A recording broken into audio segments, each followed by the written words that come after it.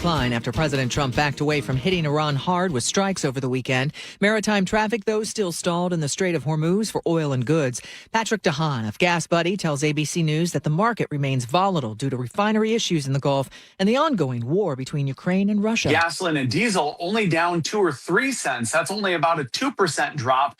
And part of the reason for that is that refining continues to be impacted. So while the price of oil is down significantly, the price of what comes out of a refinery is down nowhere nearly as significant. And that's something to keep an eye on here, that even if there is de-escalation between the U.S. and Iran, if no new attacks emerge, we're still looking at Ukrainian drone attacks in Russia. Along the border of Spain and France, evacuations continue as crews battle wildfires whipped up by dry and hot conditions and winds. The fires now blamed for at least one death in Spain. This is ABC News.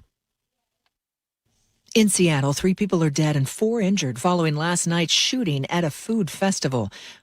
First responders rushing to the festival, attempting to revive 2 of the people who were shot. Both of those victims ultimately declared dead on scene. 4 other people, including a 2-year-old, were transported by firefighters to a local hospital after sustaining injuries. One of them later died. One suspect has been taken into custody. Police say another suspect is still on the loose. ABC's Alex Stone. A new cybersecurity alliance gaining traction in the tech world following recent major AI hacking incidents. NVIDIA, SpaceX, Dell, and Microsoft are among the companies joining forces on the Open Secure AI Alliance. The goal, to create advanced cybersecurity tools to guard against attacks from artificial intelligence, like the one where 2 of OpenAI's models hacked into the website Hugging Face. ABC's Mike Dubusky. There were no winning, matching Powerball or Mega Millions drawings over the weekend. Michelle Franzen, ABC News. Seattle Mayor Katie Wilson just wrapped up a press conference discussing last night's shooting at the Bite of Seattle. We'll hear from her and Seattle's chief of police following a look at traffic. South 5 into Seattle, scattered backups from 85th in the downtown. North 5, pretty solid approaching the West Seattle Bridge in the downtown. And then a brief backup there at 520 to the Ship Canal Bridge. And on the east side, South 405, we're slow from Factoria into Renton. Everywhere else, doing fine. This report brought to you by KIRO Newsradio. KIRO Newsradio, 97.3 FM, Northwest News. Now, the latest from KIRO Newsradio and mynorthwest.com. Good afternoon. I'm Nate Connors. A 15-year-old is in custody in court in connection with Sunday night's deadly shooting at Seattle Center that left 3 people dead and at least 4 people hurt, including a 2-year-old boy. Seattle Mayor Katie Wilson spoke with reporters moments ago. We believe this teenager opened fire in the crowd, but details are still under investigation. This individual will have a first appearance court hearing at 1:30 p.m. today. Police say 2 people started shooting at each other last night during the Bite of Seattle. This is Police Chief Sean Barnes. I don't know if it's gang activity, but certainly group activity. We have to determine the nexus behind what happened.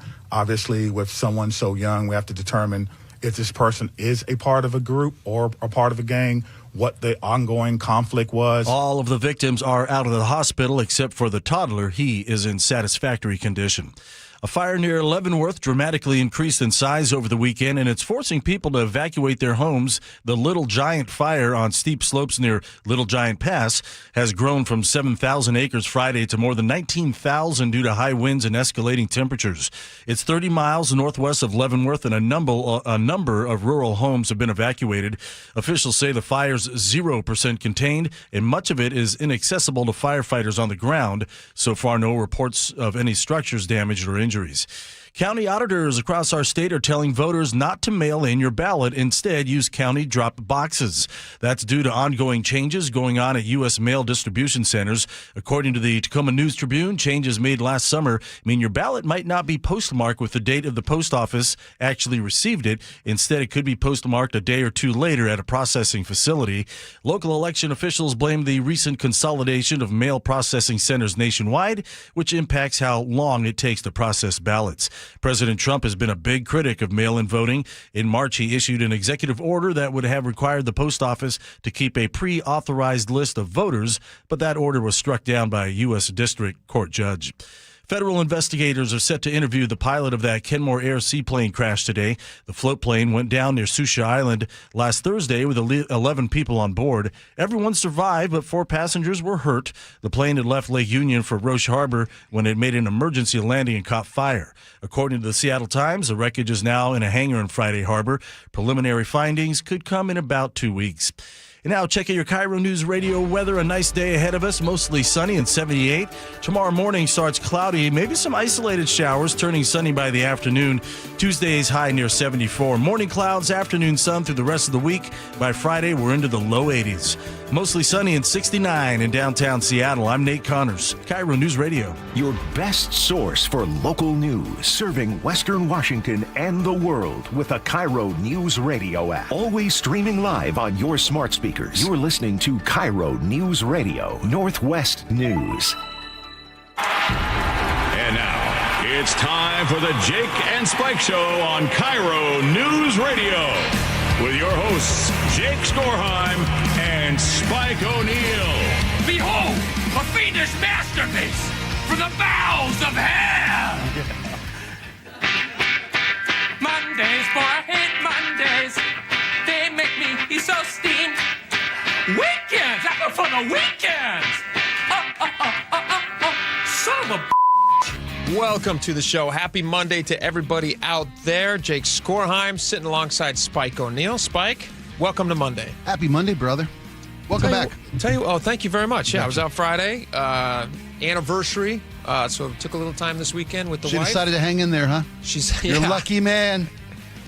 You're a lucky man. Boy, I did not expect to come back in such a crazy news fashion. So over the weekend, obviously everybody who's been listening to KIRO this morning and who's been watching the local news, yesterday by to Seattle, there was a shooting. They're calling it a mass shooting. 3 people have died. 4, possibly 5 people are injured. All the way down to a 2-year-old a toddler was injured. And just the story is horrific. And what's really interesting about this, which we're just going to jump right into with you guys, is watching as the city of Seattle really is being highlighted right now. I mean, I was watching the press conference that just happened about an hour ago, started about an hour ago, finished about 30 minutes ago. I was watching that live on CNN. It is a national news story. Yeah. And as you're watching Seattle represented on the news in the wake of this horrific, event that happened, you're sitting there watching the leaders in Seattle and you're kind of scratching your head going like, do they have a firm grasp on what's happening? Because that's what everybody wants. In the middle of a hectic, tragic situation, you want to feel confident. At least your leaders are all rowing in the same direction and know what they're doing and have a clear vision of how to solve the problem. And as a city, people want to know what's going on. Information is empowering. Yeah. And a lack of information, and we've got a couple different examples to play for you today. Lack of information can be as traumatic to a community as the horrific incidents that took place at the center themselves. Well, nothing's gonna top the deaths. The lack of information. I don't mean, that's not. Yeah, but when you've got a community that doesn't know if there's an active shooter within their midst. Yeah, there's certainly to compound the horrible news of 3 deaths, which is awful, with further confusion about what's happening and whether or not people are safe. It does not help the situation at all. And part of that is understanding how to get this information out to the public, which is why we asked Luke Ducey, KIRO News Radio reporter, to join us right now.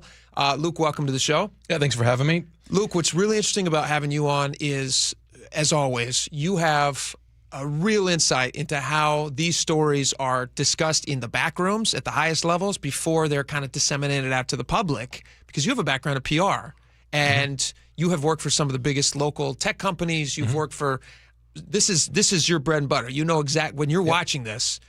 You're watching this with a very skeptical insider's view. So what's your 30,000-foot view? And we'll get into some of the details in just a minute, like some of the cuts from the 2 different press conferences, because there was one last night at 11 p.m., even though the incident happened yesterday at 6 p.m., and then there was another one today, 12 hours later today at 11 a.m. So give us a little insight. So a 5-hour delay last night, and then the next one 17 hours later. So I worked in corporate PR for a number of years, and I've been in those backroom discussions with a million people, including lawyers and engineers and maybe sometimes 20 people in a room discussing what are we going to say, how are we going to say it, down to the words because every word matters in PR. My initial reaction to that from that lens, and also a reporter lens as well, was that if you take that high-altitude look, the shooting happened at 6 p.m., the mayor told us all in a press conference today that they tried to communicate at 8 p.m. The information they put out at that point in time was inaccurate. Okay. And so, which was that they believed that there were two arrests or only one arrest. So they got that wrong. And then what did they do? They just stopped communicating. So she's saying that because they got that initial information wrong, that there had been 2 arrests, they decided to wait an additional 3 hours before they had the press conference. Well, the reasons they gave were multiple, but I'm just saying from that high altitude level, what they did was communicated 2 hours after the incident. They got it wrong, and then the mayor said, someone made the decision, stop communicating altogether. And there's before we move on, there's valid reason for that. If the mayor's office has issued a statement that they find out was erroneous, and I understand, let's hold the horses until we know what's going on. I understand the value in that and the prudence in that, but as Luke will tell us moving forward, the next few decisions make no sense and do the community very little good. Yeah, and keep in mind that there was, they said in this press conference just now, there was a second, they believe, and they still believe there could be a second shooter that is involved in this and is out there and was at the time as well. So instead of getting that information out to the public, they stopped communicating. What's fascinating about that, and we'll dig into some of these cuts here, Chief Sean Barnes was not in town last night. He was in town for the briefing today at 11 a.m., but he was out of town, which people were kind of scratching their heads about, and we have more information on that, so we can give you on that. But they had Assistant Chief Tyrone Davis was there. Katie Wilson was there. Pramila Jayapal was there. Bob Ferguson was there. They were all together for this 11 p.m. Last night, 11 p.m. And people, you had press assembled. You had everybody ready to go. This is, I believe, the clip I'm about to play for you guys that kind of was one of the questions about, why are you waiting this long to share this information? This happens at 9:15, I believe. This audio clip is recorded. Mm-hmm. They say at the time it's going to be 9:45 when we finally get this thing going. Even at that point, that is more than 3 hours after the incident happened. But let me play you guys this clip, and then we can jump off from here. This is, I believe this audio is recorded by John Cho, but the voice you're going to hear in this is Como's Jeremy Harris. And he is talking to one of the PIOs at SPD, whose job it is, not the SPD's fault, not the PIO's fault, but his job is to come out and say, hey, guys, we're waiting for a specific reason before we give you guys this information, because you have all this press who have gathered. They're all there. This is the biggest local story. People want to know, are our viewers safe? What information can we get out there if the public needs to know it? And this is the answer that they got. And this is the thing that everybody seems to be talking about right now. And then they tried to clean up today a little bit. We are almost 5 hours. I'm not mad at you. I am mad at the dignitaries that are holding up a press conference for the public to get information about. He says almost 5 hours. So this must have been nearly when it started. So this is probably closer to 11 p.m. A mass shooting outside of the space. It is outrageous that we are being told to wait for dignitaries. So what I'll do is I'll go back here and we'll get everybody down here. We'll get somebody to talk to you guys. I do understand, like I said, you guys have been out for a while, I've been out for a long time. It's not us, it's the public that needs to know. Get the information to everybody. Okay? All right. Do we have a timeline on when these supposed dignitaries are supposed to be there? Let's just, if what I'll do is let's just get who's here, let's get them down here. That's you guys. And then what we'll do is, as those dignitaries come, then we'll have them come. But we need the police first. Who are these so-called dignitaries? They'll be here in a minute. Thank you, Brian. Who are dignitaries? So we're being told they're holding for dignitaries? We're holding for dignitaries. An elected official wants to make sure that they are on camera. It's all a big show, you're saying? Is that what the direct quote? Yeah, direct quote. He said we're holding for dignitaries. You hear that? We're holding for dignitaries. So that's what all the press was told last night. At one point, yeah. At one point. Yeah. So then they give the thing. That's 11 o'clock. Katie Wilson speaks. I watched the whole thing. It was about 20 minutes. Katie Wilson gives her little kind of preamble. She then tosses it over to Tyrone Davis, who's got some information that he gives out to the public, including, they say there was a second suspect, which we now all know again. There's a second suspect. But he told the reporters that there's no threat to the public, which I believe Sean Barnes had to also was asked about today to kind of square with people to say, well, if there was a mass shooting where 3 people died, and you have a second suspect that you're looking for, how can you also in the same sentence tell the public that that's not a threat? Like, how do they know that? Yeah, and he backstepped in the press conference today. If you'll notice that answer, he said that I think what we were alluding to and what we meant was that the scene itself in Seattle Center was secure, and therefore there was no threat at the scene. It's a backstep off of messaging that came out there. Here's why that we think that may be the case, because someone asked this in the press conference as well, and because we were speculating as well. We've seen sources, and we've been reporting it this morning, that this was a gang shooting. That's why there were questions about gang shootings as well. It's just gang related. All they'll say, and the city leaders, is that it's small group related. Could they be gangs? They're looking into it. And that the 19-year-old who was killed, and there was a question about that. Could the 19-year-old who was killed be another gang member that was involved in this? And the answer was, we're looking into that. Could be, we're looking into that. So the speculation is that 19-year-old was a part of this shootout, or was targeted, perhaps, according to some sources, died, is a gang member, according to these sources. And then there was someone else there, a second shooter, who returned fire, kind of defending the 19-year-old who was targeted. Possibly to the 15-year-old who was now in custody. To the 15-year-old who was now in custody. Right. And then also, just to follow up on holding for dignitaries, they put it to Katie Wilson, the mayor, as well, because Wilson said in the press conference today that they were at a different location because they were told, the dignitaries, it was her, Governor Bob Ferguson, and Representative Pramila Jayapal, that it wasn't safe for them to be near the scene, so they wanted to wait until police searched the IMAX theater next door. I have that. Let me play a little bit of that clip. Is that true? Was the delay at all to do with because we needed politicians to get in front of the camera? No, that is absolutely not the case. Okay, so as I stated before, last night at Seattle Center, what we had was a scene of an active investigation where SPD was searching the grounds for a possible second suspect. And there are times when elected officials' presence is not helpful, and that was one of those times. We don't want our law enforcement distracted taking care of elected officials when they have work to do. As soon as we coordinated with SPD and agreed that it was time to talk to the media, as soon as we knew that we were going to be doing that, I and Governor Ferguson and Congresswoman Jayapal arrived on the scene within minutes. So you can say his office unequivocally did not tell you to wait. Okay, so No, she says they arrived on the scene within minutes. I want to play you a clip from last night. This is from the press conference. This was Pramila Jayapal, who was standing there and also spoke a little bit.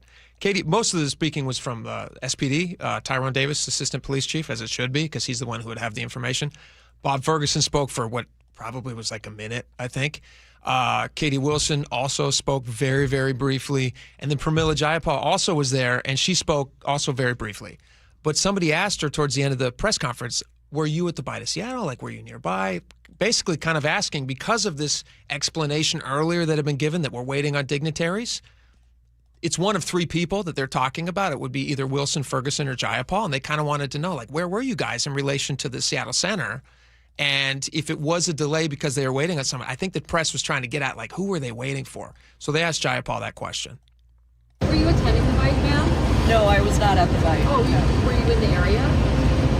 No, I was in West Seattle, but immediately was in touch with the mayor and with the governor as soon as we heard what happened. It's interesting that now hearing Katie Wilson say that we were all there within a couple of minutes feels like maybe there's something that's not quite adding up there. I don't know how important that is, but I'm questioning this waiting for dignitary story that they're saying is now just about sweeping a building. Well, there's a little more, yes, and let's consider the source of we're waiting on dignitaries. That wasn't just like a police officer who was, sitting there, running security who heard it through the grapevine and said, I heard there were.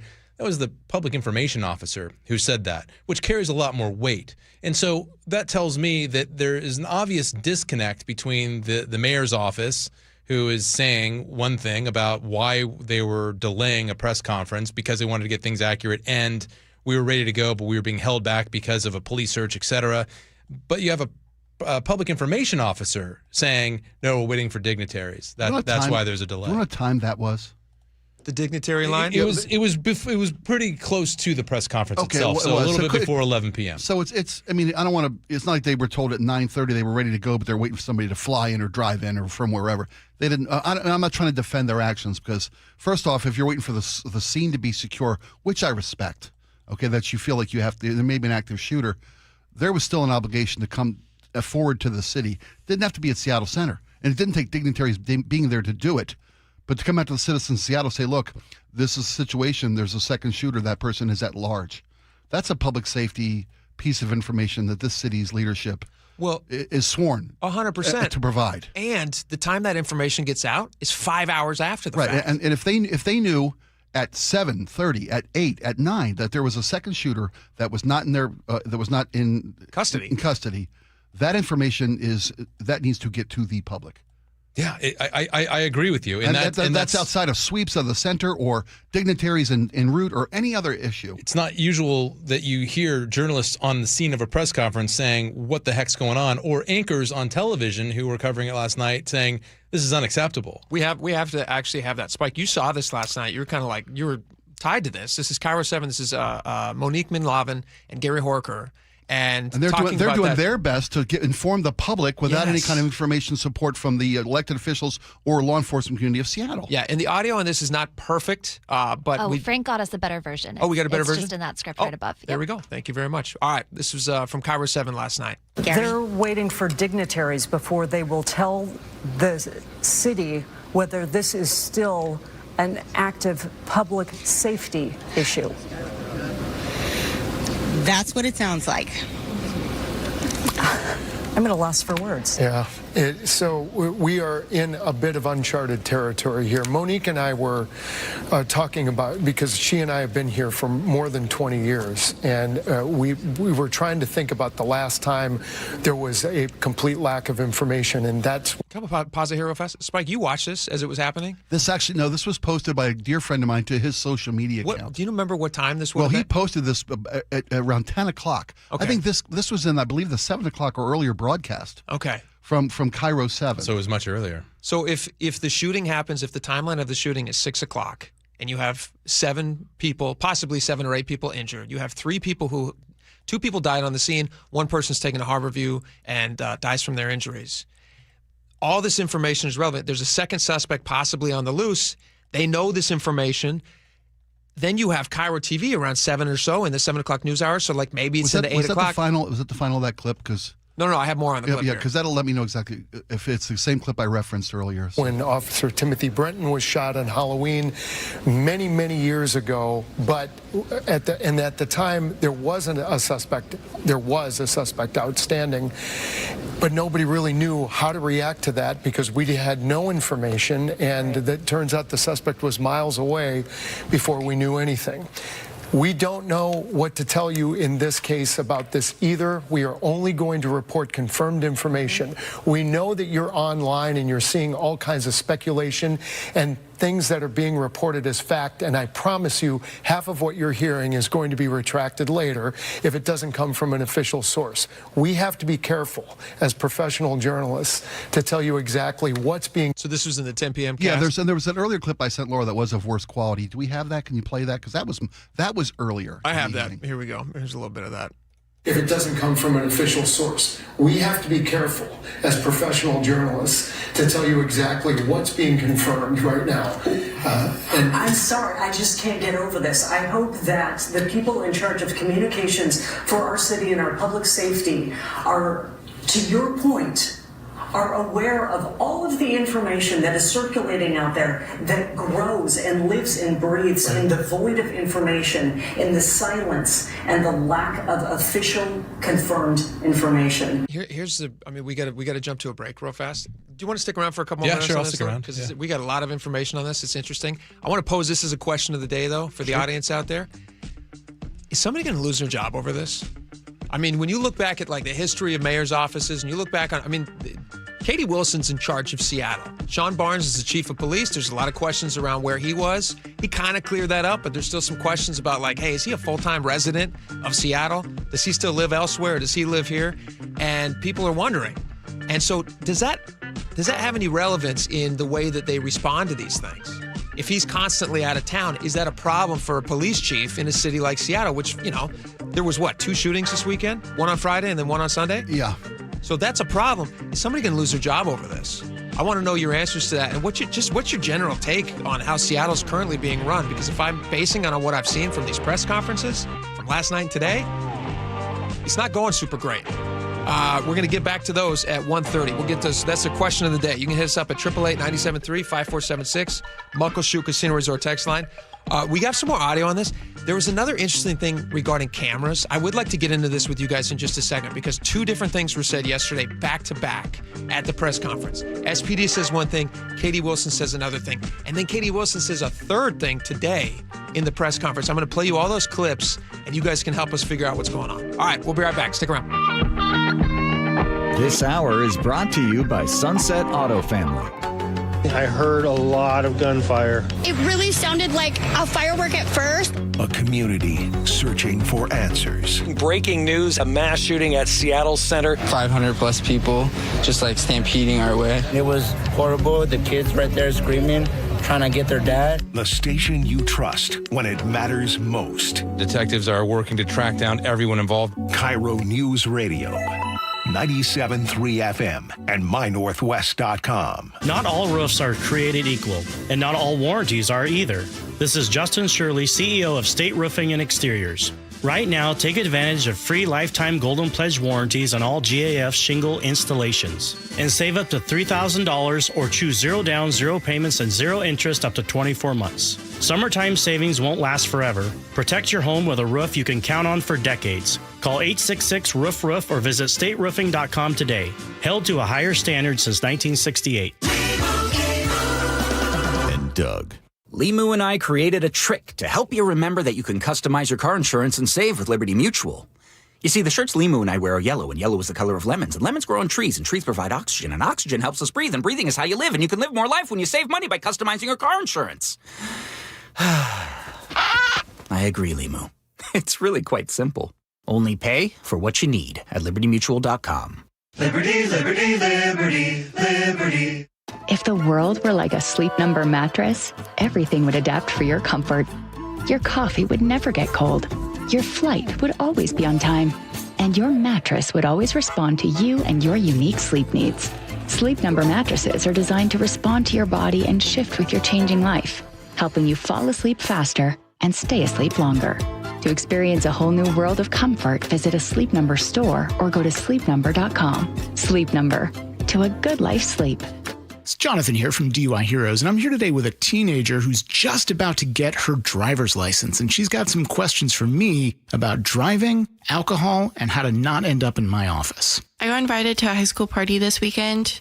What should I do if there's drinking there? First of all, don't engage in that conduct. It's illegal for you to do it. You're underage and you could get in trouble. Even if you're not behind the wheel, if for some reason the police get called out to that party because of a noise complaint, every teenager at that party is going to find themselves arrested and charged with something called minor in possession of alcohol, which is a gross misdemeanor. It means it could put you in jail for up to a year. So just don't engage. If you do, please don't get behind the wheel. Do the right thing. Call a parent, call a rideshare, just be safe. That was a great question. And if you or any of your friends find yourselves this summer in contact with law enforcement, please give us a call at 1-800-DUI-HERO or online at DUIHeroes.com. What would you do if the person you love needed round-the-clock care and you had no plan to pay for it? I was very worried about running out of money. When Mike's wife was diagnosed with dementia, he turned to LifePoint Law and Elder Law attorney Rajiv Nagayich. And then he said, "You're going to be okay, but we have to get through these steps." Then I felt a whole lot better going into it. It was still a very difficult process, but in the end, I knew that there was someone there that if I needed help, understood what I'm going through. LifePoint Law helped Mike protect his wife, his finances, and his future. They laid it out really well up front. They give you a very in-depth plan. There are so many things that you don't know. I could never have done it on my own. Register for a free LifePoint Law retirement planning seminar in Federal Way August 1st, Puyallup on the 4th, Tacoma on the 6th, or Bellevue August 8th. Space is limited, so sign up today at LifePointLaw.com. That's LifePointLaw.com. Holy smokes, I can see. Hey everybody, it's Rick Riz, and I just had refractive lens exchange from K2 Vision, and it's amazing. K2 Vision RLE means no more readers or glasses for me. Plus, I'll never get a cataract. Now, when I call a game, you won't see those readers dangling from the end of my nose to see the field and then my notes. I only wish I had done it sooner. It's like seeing a whole new ball game. K2 Vision RLE was quick and painless, over in just minutes, and I knew I was in great hands. The K2 Vision RLE team has done over 150,000 lens procedures. You can trust their stuff. K2 Vision RLE is my permanent solution to a lifetime of great vision. It could be yours too. Enjoy life's good years without readers, glasses, contacts, or cataracts. Get your free Zoom consult now at K2VisionRLE.com. Then you can make the same call I did. Goodbye, glasses. K2VisionRLE.com. Ready to get rid of that old car? Donate it today at carsforkids.org. Your car can be picked up as soon as tomorrow. Call 1-877-CARS4KIDS to donate your car today. That's cars with a K. KIRO News Radio, 97.3 FM, Northwest News. Now, the latest from KIRO News Radio and mynorthwest.com. Good afternoon. I'm Nate Connors. A 15-year-old suspect is in custody after last night's mass shooting at Seattle Center that left 3 dead and at least 4 wounded, including a 2-year-old boy. Seattle Mayor Katie Wilson. Many people who were not physically injured will carry what they experienced yesterday with them for a long time. Police are still trying to identify a second suspect. It appears 2 people were shooting at each other during the bite of Seattle. King County Executive Jermai Zahilai says the violence is heartbreaking, saying the bite of Seattle has long been a place that brings families and the community together. Washington Congresswoman Susan Del Bene says she's heartbroken by the violence that claimed multiple lives and left others injured. She offered condolences to victims, families, and the broader Seattle community while thanking law enforcement, first responders, and medical teams for their quick response and care for those hurt. Seattle police are searching for 2 men who parachuted from the Space Needle, jumping more than 500 feet. Police say the 2 men bought tickets Friday night for the observation deck, then came out of the bathroom wearing helmets and gear, climbed over glass barriers, and backflipped off the ledge. Witnesses were stunned and tell ABC. They were running towards the glass and they jumped up, and that's when Jacob was like, they're climbing up, and I'm like, oh my God, go watch Emerson, go. Police say the men will face criminal charges once they're taken into custody. A shootout on Capitol Hill Friday night left 2 bystanders with gunshot wounds. KIRO 7's Jason Sloss has more. Officers were already in the area for a nightlife emphasis patrol when they heard gunshots near 11th Avenue and East Pike Street just before 11:30. Police say a group of people opened fire on a man walking alone. That man then shot back. During the shootout, 2 bystanders were hit. A man was shot multiple times in the leg and a woman was hit in the ankle. Both were taken to Harborview but are expected to be okay. And more than 50 shell casings were found at the scene, and several buildings and parked vehicles were also hit, and no arrests have been made. And a check on Wall Street. Big gains for the Dow. NASDAQ and S&P 500 are lagging. The Dow up 250, S&P 500 up 8, the NASDAQ down 2. And now checking your KIRO News Radio traffic. Express lanes near 520, a collision blocks your right center lane. This is just past 520. North 5 main line, you're slow from the West Seattle Bridge in the downtown. Another brief backup there at the Ship Canal Bridge. South 5, we're slow from Lake City Way in the downtown. South 405 off and on slowing between Factoria and Renton. And if you're heading into Olympia, South 5 slows between Lacey and downtown, starting near Cabela's. And now check that weather. 78 and mostly sunny today. Tuesday will start off cloudy, scattered showers turning sunny by the afternoon and a high near 74. Then mostly sunny through Friday, where the afternoon high Friday will reach the low 80s. Mostly sunny and 72 in downtown Seattle. I'm Nate Connors, KIRO News Radio. Your best source for local news. You're listening to KIRO News Radio, Northwest News. All right, welcome back to the show. Luke Ducey is hanging out with us. We are talking about all of the horrible news out of the bite of Seattle. You guys, Spike, when's the last time you went to bite of Seattle? It's been several years since I was. But it's a big event still. It was over 250,000 people. Last year, 280,000 people went to the bite of Seattle, according to official numbers. They still don't have numbers on yesterday's event. Yeah. But videos that we've all seen from the crowd, the fleeing it looks huge. Crowd. It was a massive. And this was Sunday evening at 6 o'clock. There was still a huge crowd. Yeah, I haven't been in quite a while, but my kid was working at the center yesterday. Oh, really? Yeah, Mike. We can talk about that in a couple minutes because my kid was. There's a whole separate parental feeling. There's a separate shooting. My kid was literally in the aftermath of a public shooting twice this weekend. My kid was on Capitol Hill Friday night, and my kid was at the center yesterday. Yeah. So this is a crazy weekend in the O'Neill household. This was, and you know, My kid's fine. My kid's completely safe. My kid was actually in the bar at the Capitol Hill shooting that Nate just referenced in the last newscast, where shooters aimed at one particular person. 2 bystanders were shot. One of those shot bystanders made their way into the bar my kid was at, and which my kid had been out front of literally 3 minutes prior. Oh. My kid had just come into this bar. Terrifying. And a shooting victim comes into the bar, and the entire bar falls to the floor. My kid shot some video of it I've shared with the news department. We'll see if that's useful. But I found out about this, 2 o'clock Saturday morning. Then my kid's working in Seattle Center today. He's an usher at the Pacific Science Center.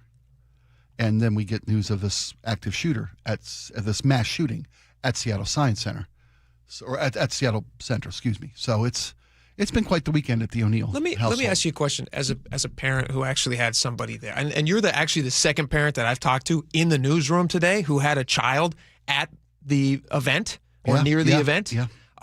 Let me ask you this: when they were asked about the second suspect, they said no threat to the public, which I thought was a very strange thing. I'm going to play you this clip. This is Tyrone Davis. This is last night. This is 5 hours after the shooting. And I'm going to try to pick up halfway through this clip here, so it might not be perfectly timed. But listen to this. Years, and, thankfully we had officers on the scene that were brave, went to those shots, and prevented more victims from being injured. This is going to be an ongoing investigation. We're going to be out here for several hours trying to figure out exactly what happened tonight. Right now, we believe that we have no outstanding threat to the community. No outstanding threat to the community.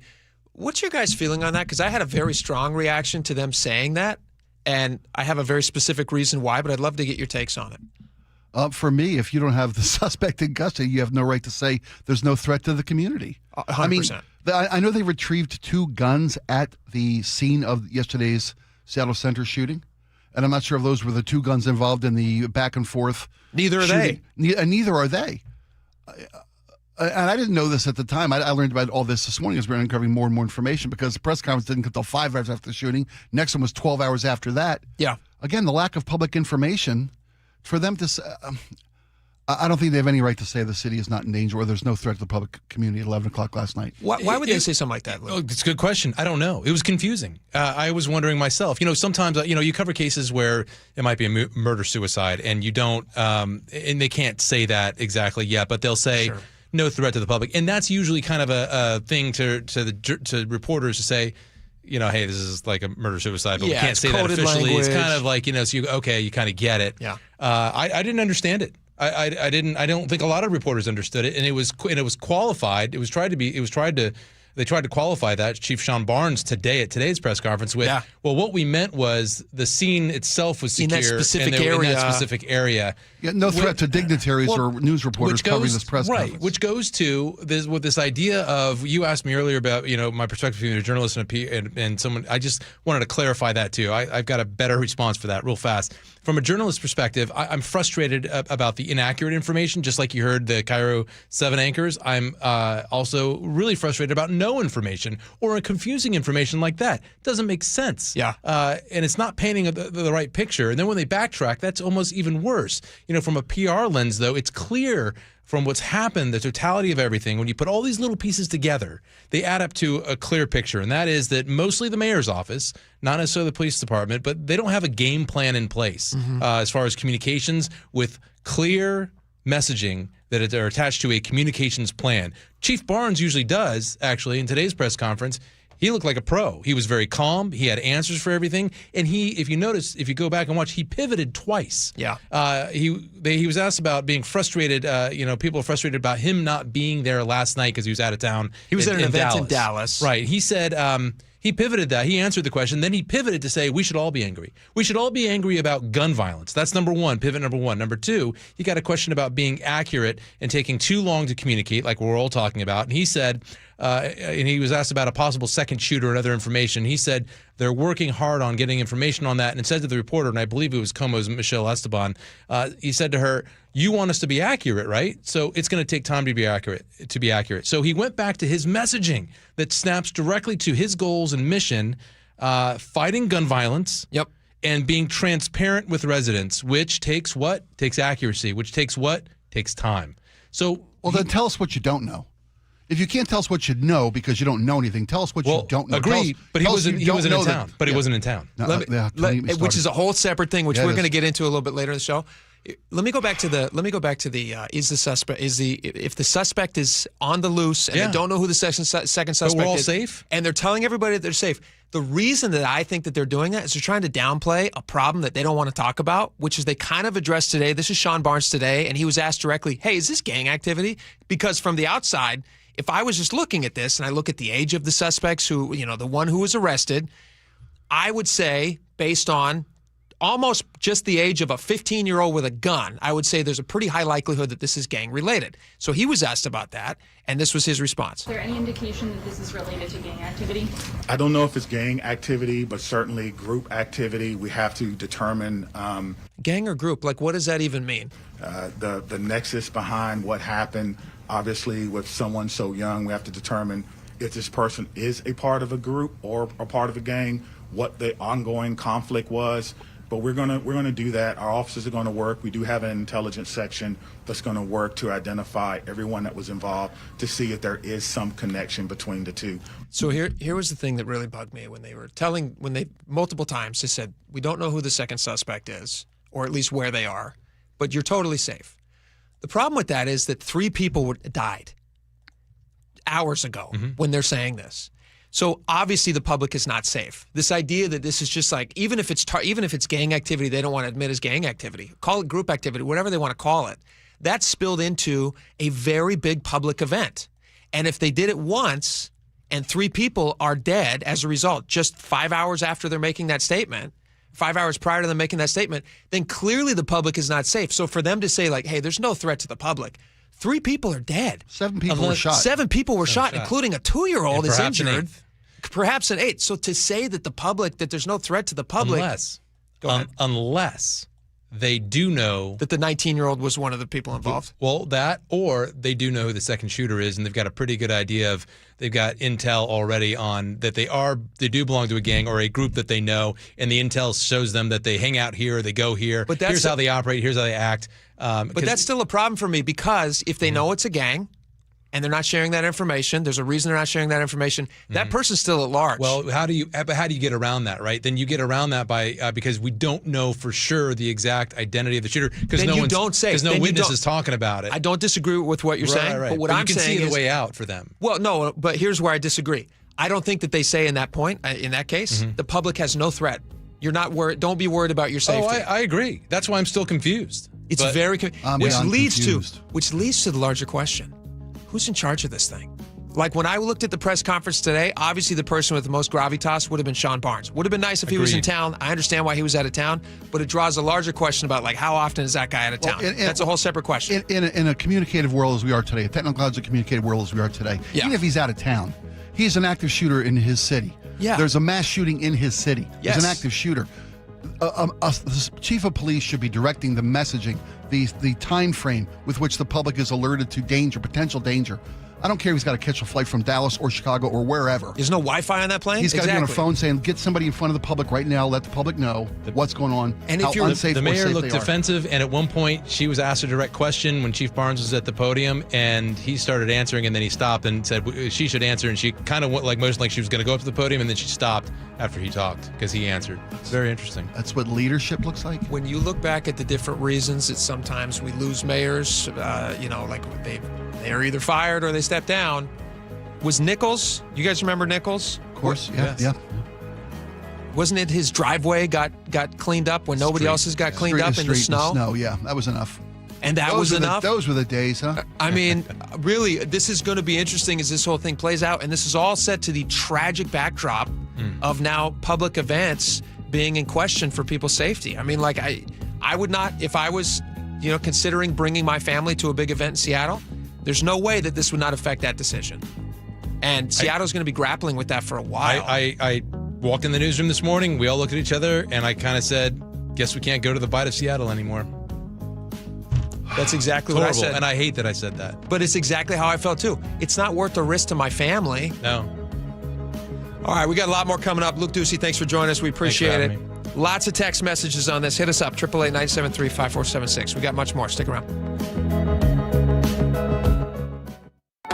I heard a lot of gunfire. It really sounded like a firework at first. A community searching for answers. Breaking news, a mass shooting at Seattle Center. 500 plus people just like stampeding our way. It was horrible. The kids right there screaming, trying to get their dad. The station you trust when it matters most. Detectives are working to track down everyone involved. KIRO News Radio, 97.3 FM and mynorthwest.com. Hi, how can I help? Well, my husband and I feel like we've outgrown our current money manager. I see. Our lives have changed, and we need something more than just mutual funds to help us in retirement. She's right. I hear that often. At Fisher Investments, we'd start by getting to know you, your finances, family, health, lifestyle. We tailor a portfolio around your goals and needs. Sounds good. Can you help with estate planning? Yes. We have a team of specialists who can help you with estate planning, Social Security, investment income, and more. We'll get to know your whole financial picture and help keep you on the path to a comfortable retirement. And your fees? We have a simple, transparent fee that's a percentage of the value of your portfolio. So we do better when you do better. I feel better already. At Fisher Investments, we're clearly different. Learn more at FisherInvestments.com/different. Investing in securities involves a risk of loss. What if you could have the most reliable fiber-powered Wi-Fi? And get this, what if you could keep it at the same price for 5 years guaranteed? Now through August 24th, new Xfinity customers can get our best price on gig Wi-Fi this summer before it disappears. Just $50 a month for 5 years. No annual contracts, no hidden fees, and our best equipment included. Plus, get online in minutes with same-day Wi-Fi. It's Wi-Fi that finds and fixes problems before you even notice them. Like super intelligent Wi-Fi with a sixth sense. Plus, it keeps you protected from online threats. And get Peacock Premium included for 2 years. Lock in your price and unlock the possibilities. Get it now at Xfinity.com. Xfinity. Imagine that. Restrictions apply. Requires paperless billing and autopay with stored bank account. Taxes and fees extra. Speeds vary. Use of fiber coaxial cable. Learn more at Xfinity.com/same-day Wi-Fi. Hey, it's Jason Rantz. If your air conditioner is barely hanging on, CM Heating has one of the best offers I've heard this summer. Right now, you can get any size high-efficiency AC system for just $179.99 a month with zero upfront cost. And here's the game changer. CM Heating's Comfort as a Service program includes lifetime repairs, annual maintenance, and even filters at no additional charge ever. Go to cmheating.com and schedule your free estimate online today. License number CMHEAHL 751LW. Hey, how's your money situation? Are you ready for retirement? Well, if you want to know what the pros are doing to make wealth multiply and retire like royalty, then you need to listen to this show, Sound Path Through Retirement, with Ben Koval and Matt Leibarger. Get your money right and tune in every weekend, Saturdays at 10 a.m. and noon on KIRO News Radio 97.3 FM. Life, liberty, and the pursuit of happiness. Those words weren't written for history books. They were written for you. But it's hard to pursue happiness when aging is part of everyday life. John Curley here. Longevity Medical Clinic was created to help people with overall wellness and longevity, including diabetes management, heart health, weight management, inflammation reduction, nutrition, cognitive health, hormone therapy, and more. I can tell you from personal experience, being a patient for 17 years, I have a richer, fuller life, and I'm better able to pursue my own happiness. As America celebrates 250 years of independence, give yourself the chance to reclaim yours. Independence from aging. Take control of your health before small issues become big problems. Experience a smarter, proactive approach to aging, backed by decades of experience with longevity. Do what I did and feel like yourself again. Get your free health analysis at Longevity Medical Clinic. Find out how at lmclinic.com. Did you know that nearly half the homes in Western Washington are not properly insulated or not insulated at all? That may be the reason why your home is way too hot in the summer and way too cold in the winter. It may also be the reason that your energy bills are sky high. Right now, Insulation Northwest is offering a free inspection of your home's insulation. This is a $199 value and it's absolutely free, no obligation. Just call today and Insulation Northwest will arrange a time that works with your schedule. We'll perform a thorough exam of your home's insulation and give you the advice you need to start saving thousands. Everyone who calls today will also receive a free infrared screening of your home using the latest technology. This will help reveal any hidden flaws in your home's protective energy blanket. What do you have to lose? It only takes about an hour and it's absolutely free. Call Insulation Northwest today, the real insulation company. InsulationNorthwest.com. Ready to get rid of that old car? Donate it today at carsforkids.org. Your car can be picked up as soon as tomorrow. Call 1-877-CARS4KIDS to donate your car today. That's cars with a K. The Mariners are lighting up the sky all summer long with fireworks nights thanks to T-Mobile. Next up is the 50-season celebration show on July 31st after the team takes on the Minnesota Twins. Get your tickets and check out the complete lineup at mariners.com/fireworks. All right, welcome back to the show. We got a lot of stuff that we're going to cover from the Seattle Center shooting. We're going to get more into that during the 1 o'clock rundown. That is a national story, so it does meet it meets the level of storytelling that we need for the 1 o'clock rundown. So we will discuss that just a little bit, and then we have our 1:30 question of the day about leadership and your reactions to it. But something else happened in the Seattle Center. Was this over the weekend as well? This was yeah. on Friday, right? Oh yeah. Okay. This obviously, thankfully, and look at this. This is live on CNN. We have in the studio right now. This is wild. This is on right now.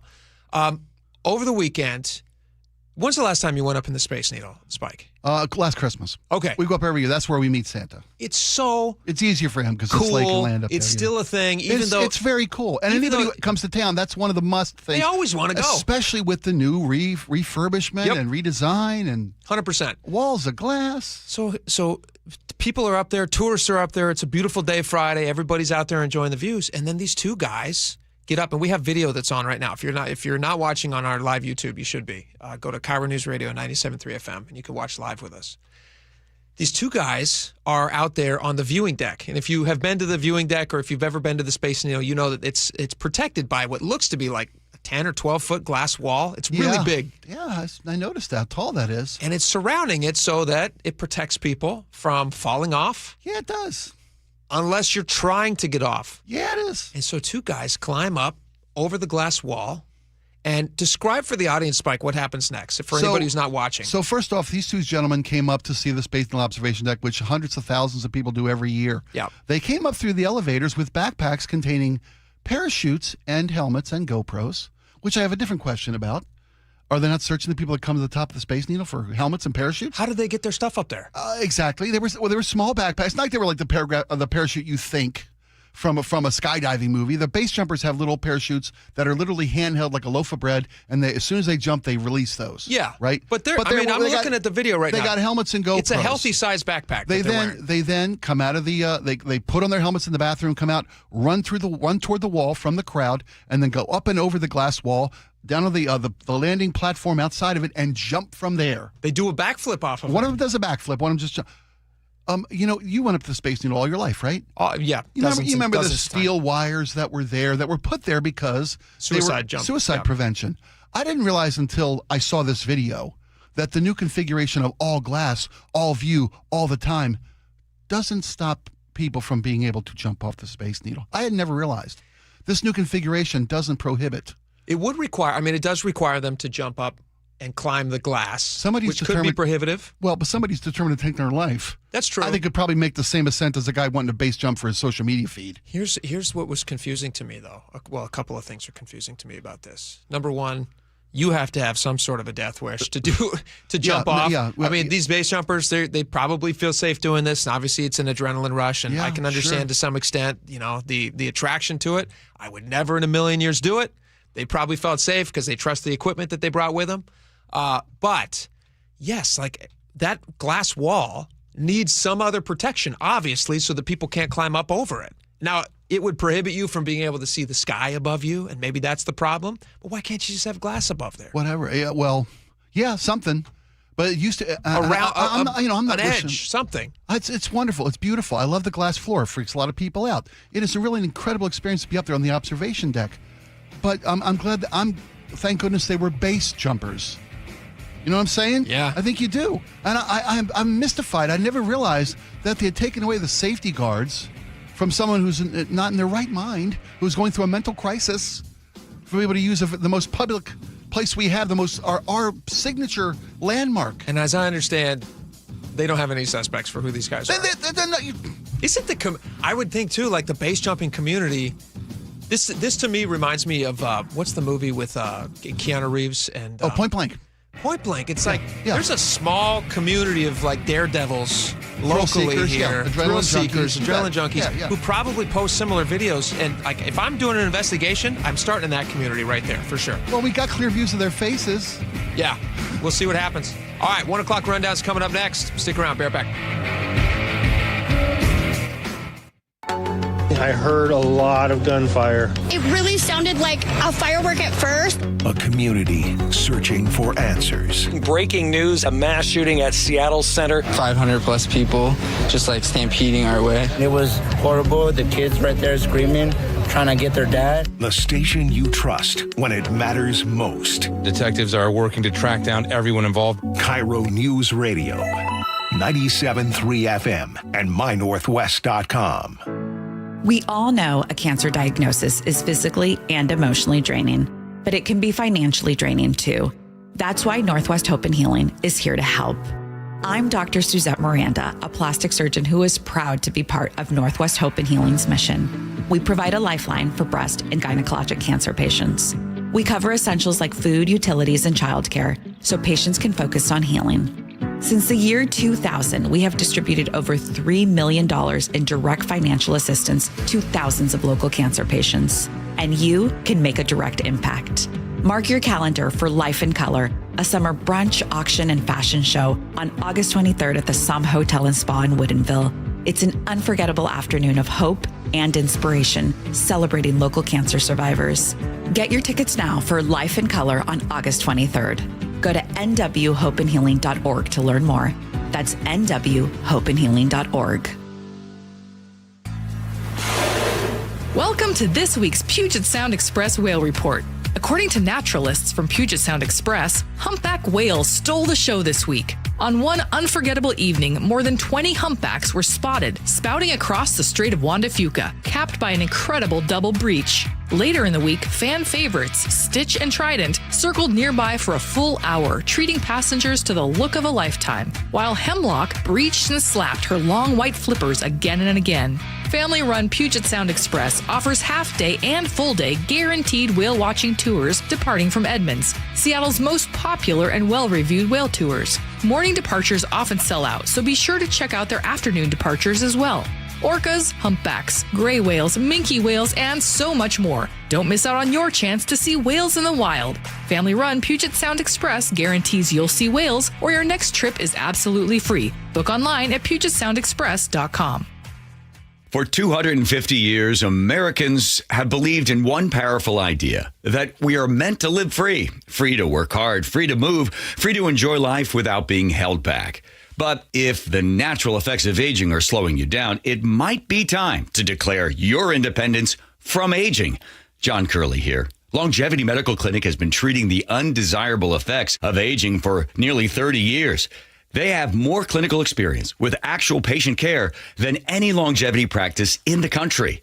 I've been a patient for 17 years. Wow, time flies when you got a lot of energy. I don't know where I'd be today without longevity. Longevity Medical Clinic was started so people can get back to living life on their own terms, walking, working, exercising, and enjoying the moments that matter most. This year, as we celebrate 250 years of American independence, take a stand for your own freedom. Get your free health analysis at Longevity Medical Clinic. Find out more at lmclinic.com. Jason Rance here. If your water heater is getting older, leaking, or running out of hot water, CM Heating has an affordable solution. Get a new gas or electric water heater installed starting at just $44.99 a month. With CM Heating's Comfort as a Service program, you'll get lifetime repairs and maintenance at no extra charge. Parts and labor covered for life. Plus, same-day installation is available in many cases. Schedule your free estimate today at cmheating.com. License number CMHEAHL 750LP. Looking for a simple solution to hair loss this summer? Get the same breakthrough one-day treatment I received at Advanced Hair during their once-yearly summer savings event. Your own natural hair begins to regrow the very next day, and Advanced Hair guarantees it will grow. Take advantage of your flexible summer calendar and get the most hair for your dollar during their best offer of the year. For details and a free consultation, call 425-449-8180. advancedhair.com. Eggland's Best, the only eggs with more fresh and delicious taste, plus superior nutrition. Eggland's Best, better taste, better nutrition, better eggs. Your best source for local news. KIRO News Radio, KIRO FM and HD1, Tacoma, Seattle, Northwest News. ABC News, I'm Michelle Franzen. President Trump, while traveling to Michigan to speak at an economic event, says he's in no rush to reach a temporary ceasefire deal with Iran. It comes after the president backed away from hitting Iran hard with strikes over the weekend. He says to give diplomacy a chance. The president says Iran wants to restart talks. I have a lot of patience. I have plenty of time. Plenty of time. Their whole shoreline's wiped out. The strait is in very good shape. And we're talking right now. You know, they wanted to talk. Sources tell ABC News the pause in strikes is also out of concern for the U.S. stockpile of air defense systems, including Patriots. Seattle authorities continue to search for a second suspect wanted in connection with the deadly shooting at a food festival last night. 3 people were killed, 4 others injured. Police say a 15-year-old is in custody. Temporary protected status, or TPS, for more than 300,000 Haitians set to expire today, along with protections for thousands of Syrians. It follows a Supreme Court ruling last month. This is ABC News. Former FBI Director James Comey's attorneys filed a motion to dismiss the indictment charging him over the seashell formation that he posted on social media that read 8647 last year. Federal prosecutors claim that was a threat against President Trump's life. Here's ABC's Peter Harlambous. Defense lawyers accused the Department of Justice of singling out Comey to, quote, prosecute one of the president's most prominent critics. They argue that the photo of seashells arranged in the numbers 8647 are a kind of political speech protected by the First Amendment. Comey has vigorously denied that his post was ever intended as a threat against Trump and is expected to plead not guilty in an arraignment scheduled for next month in North Carolina. Peter Harlambous, ABC News. The long-awaited Gordie Howe Bridge opened today. It offers a second truck connection between Detroit and Windsor, Ontario. The bridge, named after legendary hockey player Gordie Howe from Canada, who spent 25 of his 26-year NHL career with the Detroit Red Wings. Michelle Franzen, ABC News. The mayor of Seattle addresses the delayed response to last night's shooting at the Bite. More on that coming up. But first, a check on your KIRO News Radio traffic. We cleared our earlier crash from the express lanes near 520, so all lanes are now clear and back open. North 5 has scattered backups approaching the West Seattle Bridge to the Ship Canal. About 15 minutes to get through all this. South 5, you're crowded from 85th in the downtown. Linwood to Seattle, less than a 20-minute commute. South 405, you're crowded through Newcastle into Renton. North 405 slows through the Renton S-curves. And Tacoma to Olympia, you've got about a 10-minute delay, taking you 45 minutes with a good 3 to 4 mile backup between Lacey and Olympia. This traffic report brought to you by KIRO News Radio. KIRO News Radio, 97.3 FM, Northwest News. Now, the latest from KIRO News Radio and mynorthwest.com. Good afternoon. I'm Nate Connors. The mayor's office and police are facing criticism over a lack of information surrounding the mass shooting at Seattle Center. It took them 5 hours to first brief the media and public. Today, reporters pressed Mayor Katie Wilson on the delay. As soon as we coordinated with SPD and agreed that it was time to talk to the media, as soon as we knew that we were going to be doing that, I and Governor Ferguson and Congresswoman Jayapal arrived on the scene within minutes. She says her office did not delay the news conference. Wilson also acknowledged she spread misinformation, initially saying police arrested 2 suspects when in fact only one is in custody. A man wanted by U.S. Marshals is in custody following an armed robbery and police pursuit in Tukwila. Police say the suspect threatened a victim with a knife before stealing the victim's vehicle from a parking lot on Interurban Avenue South. Officers quickly located the stolen car after a brief pursuit, used a pit maneuver to bring it to a stop. The suspect refused repeated commands, leading officers to deploy a police canine before taking him into custody. That case remains under investigation. Brian Koberger is trying to challenge his conviction in the 2022 murders of 4 University of Idaho students. Koberger now says he wants to withdraw his guilty plea and get a new trial. In an interview with the New York Times, Koberger claimed he's innocent, saying his plea was based on what he called false promises and blatant disinformation. Koberger pleaded guilty last year to the murders of 4 University of Idaho students and is serving 4 consecutive life sentences. An up-and-down weekend for the Mariners ended with a win after dropping games on Friday and Saturday against the Texas Rangers. The Mariners bounced back yesterday with a win thanks to the bat of outfielder Dominic Canzone. The 2-0. Swung on and destroyed. It is high. It is deep. It is gone. Dom Canzone, 3-run home run, and the Mariners have the lead. It is 4-3 in the 7th inning. That was the big swing the Mariners have been looking for. It sure was. Canzone added to the lead in the 9th inning with an RBI double. M's win 6-4. The team's looking to split the series against Texas with a win this afternoon. And now check on your KIRO News Radio weather. Mostly sunny today with a high around 78.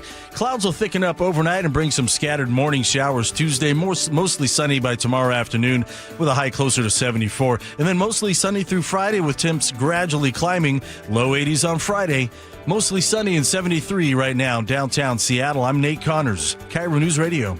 Your best source for local news, serving Western Washington and the world with a KIRO Newsradio app. Always streaming live on your smart speakers. You're listening to KIRO News Radio, Northwest News. And now, it's time for the Jake and Spike Show on KIRO News Radio with your hosts, Jake Skorheim and Spike O'Neill. Welcome back to the show. 1 hour down, 2 hours to go. Man, that last hour was fast. There's just some days where it just goes pop, pop, pop. It just goes so quick.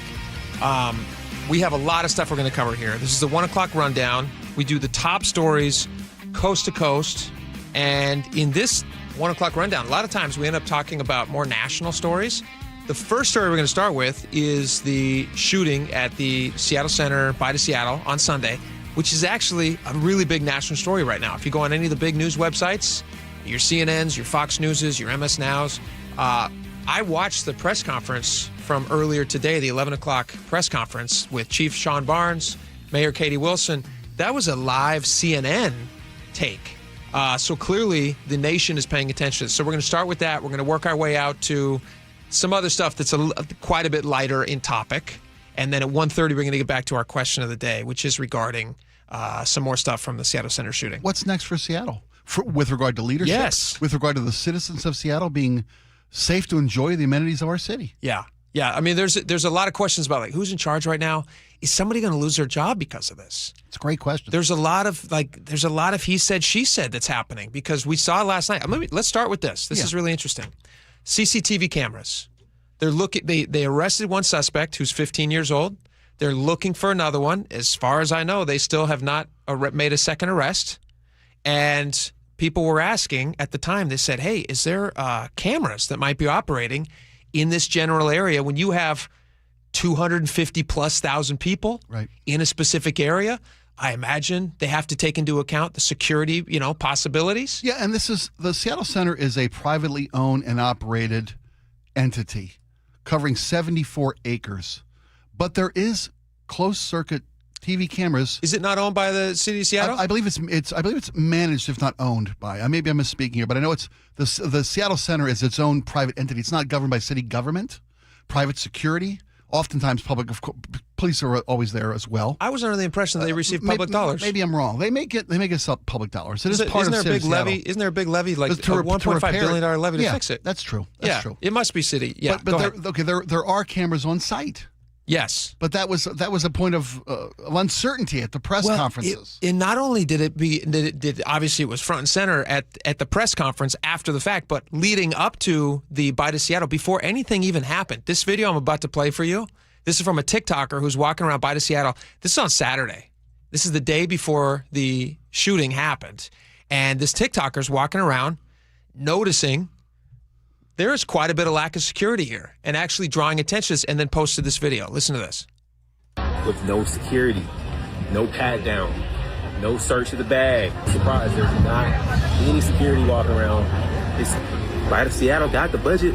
Y'all got the sponsors. You got the support. Make it happen. Keep the people safe. Seattle, you should not be able to just walk into this festival with all of these people, with all of these vendors, with no security. We in here with the bag, you feel me? With the bag. If nobody else is gonna talk about it, I'm gonna talk about it. We officially found the security out eating food in a fenced area. He's walking around looking for security. He said he finally found some security. They were enjoying some of the local cuisine, which is the point of Bye to Seattle. Let me clarify my misspeak a moment ago. It's not private property. It's a publicly owned civic center. Yeah, that's what I thought. But there are private. The exemptions are the Space Needle is privately owned. Yeah. Seattle Science Center is privately owned. And they rent out those spaces. Yes. So I apologize for. No worries. So this TikToker is walking around. He's noticing the lack of security, and then after the shooting, they got a lot of questions. This is Assistant Police Chief Tyrone Davis, who was there acting as police chief because Sean Barnes was out of town, and he was asked about cameras. Are there any cameras that might be operating in the Seattle Center that captured what happened as they continue their investigation for the second possible suspect? And are those going to be accessible? Listen to this. Are there surveillance cameras in the area, and are any of those city-operated surveillance cameras? There were no surveillance cameras in the immediate area where the shooting occurred. Any idea on a motive? Not at this time. Okay, so he says no cameras in this area. But then moments later, Katie Wilson is asked about cameras. She seems to say that there are cameras, and they're sorting through whether or not there's relevant footage. The point of this is it doesn't seem like they know a whole lot about what's going on. Hopefully they've cleared some of this up, which we'll play you a cut here in just a second. But listen to this. This was last night. Mayor, after this tragedy, would you consider adding cameras to Seattle Center and maybe other parts of the city near Seattle Center? My understanding is that there are cameras in Seattle Center, and we're working to see if any relevant footage is on those cameras. Okay, so you had Seattle Assistant Police Chief Tyrone Davis saying there's no cameras. Then you have Katie Wilson shortly thereafter saying that there are cameras, as far as she knows, and that they're sorting through relevant footage. And then today, she was further asked about that, about these CCTV cameras. And listen to her answer on this, Spike. Give me your take on what she's trying to get across here. The safety of the residents of Seattle is my highest responsibility, and I take that very seriously. In the course that we've charted on the CCTV cameras, which is a matter of public record, that means balancing various kinds of safety for different communities, and that is the motivation behind the course that we're taking. Now I'm confused about... I'm sorry. I'm kind of confused. Are you confused, or is that? No, I know. I know the dance. I recognize these steps. I recognize the dance. What two-step is she doing? Safety to certain communities. She's talking about privacy. She's talking about communities. All the stuff that led up to the World Cup conversations. Exactly. Yeah. You know, with regard to all surveillance, we don't want to live in a surveillance state, and there is a fine juggling act going on between security and privacy with regard to surveillance state. Mm-hmm. And to clear up Assistant Chief Davis's comments. There is surveillance cameras at Seattle Center, but there are blind spots because it's a big 74-acre facility, and where this specific incident took place on the northeast corner, I think, or northwest corner of the Armory was a blind spot for surveillance cameras. So he said there's no camera footage of the incident. I believe, if I can remember correctly what he said. Then the mayor said, look, there is footage that may be relevant. We're scanning it because there is. If you see somebody running from, or I don't know, I mean, everybody was running after shots were fired. But there may be something caught on one of these cameras that do operate at the center that could be helpful in the investigation. What's interesting, though, is now with her statement today where she's saying, well, that's a part of my policy that we've already discussed. Keeping everybody safe in every shape and form of the words. Well, here's the thing. So we know after World Cup, you have the World Cup happen. They estimate that there's going to be 750,000 tourists coming into town for this thing, from wherever they're coming from, all over the world, yeah. And she is convinced by other agencies, of which there was, I think, nearly 50 cooperating agencies or something involved in keeping Seattle safe during that time, where there was no incidents, by the way, which is great. She's convinced this is a heightened state where we do need to have these stadium cameras on. The day after World Cup ends, she shuts those cameras off, even though in other parts of the city there are some of these CCTV cameras that the city has access to. So people are wondering now, were some of these Seattle Center cameras, were some of those shut off in that batch that she was talking about? And that still is not clear to me, and I don't know if she's necessarily, but that's kind of what I was taking away from it as I'm listening to her answer today. This is at the 11 a.m. news conference. I'm just going to play the second half of this for you one more time, where she's talking about her matter of policy, which is, part of the public record. She's talking about whether or not she's uses these CCTV cameras. The course that we've charted on the CCTV cameras, which is a matter of public record, that means balancing various kinds of safety for different communities, and that is the motivation behind the course that we're taking. So to me, I'm still wondering, okay, well, what is the course that you're talking about? Was the course that you shut the cameras off prior to this happening, and that's why there's no footage? Or is there footage, but you're not willing to use it, or you haven't well, there was a question there where the Chief Barnes came back to town and said he hasn't reviewed footage yet. Hasn't had a chance to review footage yet. Did I hear that correctly? I believe I did hear that part. Yeah. I mean, the whole thing is it doesn't feel like they have their ducks in a row, and it would be nice if they were maybe a little tighter with the way that they respond to these things. And we'll see how it plays out. Well, this is a city that wants to be able to feel safe, and that our resources are being allocated to make sure that we are safe, to do business, to run a business, to visit.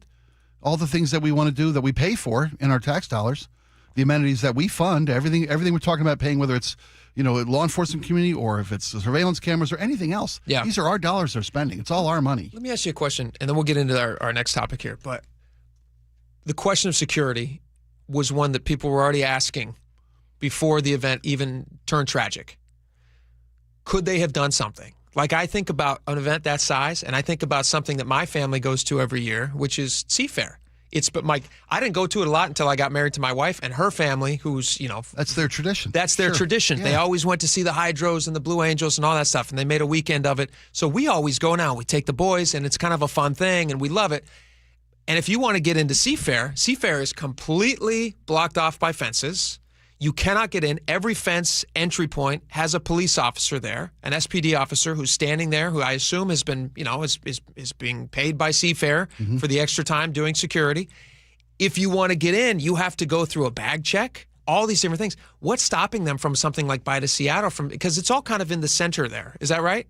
Yeah. It's like by the center house. Well, the Bite of Seattle, it's almost every square inch of Seattle Center. So why? It's all over. Do you think is it even reasonable to wonder if they could have security and the same level that they do for Seafair? Because the Seafair is like a huge chunk of the lake. Well, they do Bumbershoot, which is a paid event, and you can't get in there without having a ticket and going through security. So they do have security at Bumbershoot. Absolutely, they do. And in fact, that this is a free event, maybe what they have in the past, but let be their guiding light, whether or not we need security or checkpoints or any other thing. But after an incident like this, I don't know how you ever have this event moving forward without a sense of security. Yeah. The same type of security used at other paid events. I know that part of Seafair is free, and then as the weekend becomes more I think it's a Friday afternoon. Yeah. Yeah. Then you have to have a paid ticket. They're more worried about people getting in without paying than they're worried about people bringing in dangerous elements that could lead to public disaster. It seems. Possibly. But they check all your bags. I mean, every time that we've gone in, they check your bags, they check your liquids, they do all those things. Yeah, heaven forbid you bring a free drink in. But but by all means. But we're talking about dangerous things here. You and me both. So I don't see why they're not doing the same thing at Bite of Seattle. They should be checking to make sure that people are safe. And whether it's gates or metal detectors or anything else. And I'm putting my mind in the head of a gang member for just a second. We call those groups now. You're not allowed to call them Put gangs. myself in the mind of a group, my group mind mentality. And I'm carrying a weapon, and I see somebody from a rival gang that I've got a beef with. If I see 6 or 7 police officers standing around anywhere I look, any direction I look, I may be a little more hesitant to pull my gun. Yeah. Than if I look around and see nobody of authority. You're going to have to walk through some sort of a screening, even if it's just a... Or that that you're within steps or in direct eyesight of a member of the law enforcement community or even a security force of any kind. Yeah. All right, we're going to have more of that at 1:30. Let's move down to this other story. This is a lot lighter. Actually, this is a lot lighter. Ironic that you chose that. I was hoping you would. Yeah. On a lighter note. This is one of the biggest stories in the country right now. Used to be. Sorry. They rate themselves. It's getting smaller by the day. 1 in 8 U.S. adults is using GLP-1s. If you're unfamiliar with GLP-1s, you've been living under a rock. But in the last couple of years, this is the modern. You've seen the blue pill. Singing commercials everywhere. Of course, whether it's a name brand or it's a derivative Wegovy, it's Ozempic, yeah. it's whatever version they're selling at Costco. I mean, you can get it everywhere. You can get it. Amazon ships it right to your door. Right to your door. You do a little there's still a little telemed exam. Sure, because it is still a drug that is not as well known or as well researched as a lot of people would like it to be. It came on so fast and so furiously. Like you said, 3 years ago, you never heard of it. 2 years ago, you were starting to see the commercials. Now you can have it dropped off in a brown box on your doorstep. And just like the ED pills, it was discovered as a side effect. Yeah. I mean, the side effect of this, this was originally designed, this was a high blood pressure pill. Is that right? Yeah. And then people ends up losing weight. And there's also talk that was it high blood pressure? Was it for diabetes? Diabetes. Diabetes, I'm sorry. ED was blood pressure. It shuts off your brain receptors, your craving receptors in your brain. They say it may have the potential to stop addiction in all forms, not just food addiction, drug and alcohol addiction. So there's so much that we still don't know about this, but why it's become so popular that 1 in 8 Americans are now using some form of this medication. Because it works. Because we like shortcuts. Exercise and better diet work. This works faster. It doesn't require me to change my life. Well, it's easier when you're not we love a shortcut. It's easier, yes, 100%. When you're not having to sit there and stare at that piece of cake or that delicious Costco or you muffin. You can look at it and now your brain doesn't care. And you just go, yuck. Yeah. Not interested. I don't need that. I've got snow tires to buy. As you're injecting yourself with your GLP-1. Yeah. 1 in 8 Americans now. Yeah, that's fast. That's a lot. I mean, when you think about how many Americans there are that are underage, you're talking about that number is even bigger than it seems, because that's 1 in 8 Americans, not 1 in 8 adults. Adults. That's no, 1 in over 8 18. Americans. Yeah, 1 in 8 Americans. So that's. Oh my God. How many kids are there out there in America? I don't know. Kids or just adults? Yeah, but the kids aren't taking this. No. This is for this is adults. I assume this is only adults taking this. I guess there's possible that there's some kids taking this, but I don't even know if that's legal. That means like 40 million Americans basically are taking this. 40 million people in this country. And you know what? They're looking good. They're looking good. All right. We got time for one more quick one. This is another story that I'm seeing around. This is a big one, or could potentially be a big one. San Andreas Fault has been ominously silent. And this is the fault line that caused underneath the city of San Francisco the giant quake in 1906. It basically decimated San Francisco. This is the West Coast nightmare that this fault line ends up shaking and moving and having a massive earthquake. Every historic earthquake on the West Coast has been attributed to the San Andreas Fault. We know that it's there. It runs under the entirety of the western coast.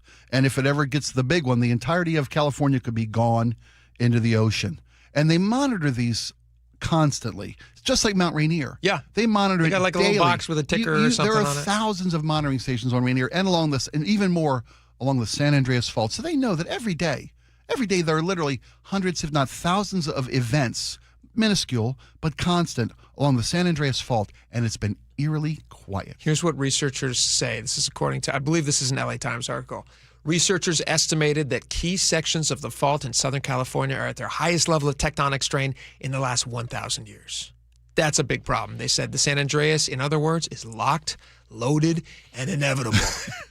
I mean, it really is like... I don't mean to laugh, but how?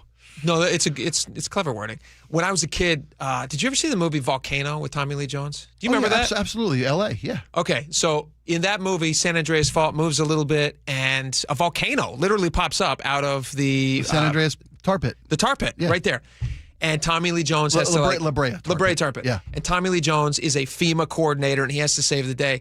That was one of my favorite movies. There's when I was a kid. lava rolling down Hollywood Boulevard. How could you not love it? It's like this big, giant Hollywood spectacle. I think maybe 1996. I could be wrong about the date. Anne Heche was in that, if I'm not mistaken. Anne Heche is like a geologist. Yeah. She's down in like the tubes doing research or something in the sewer, and the San Andreas Fault opens up. And didn't somebody jump out of a subway car and walk through lava to save an innocent bystander? Oh, I'm sure. Right? And literally walked through lava, carrying the victim to safety. You know what? Until they died. No. Different movie. You're thinking of Dante's Peak.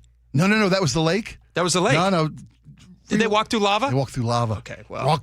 Jumped into lava and took step after step after step. This is what we're getting ready for. Are you worried about it?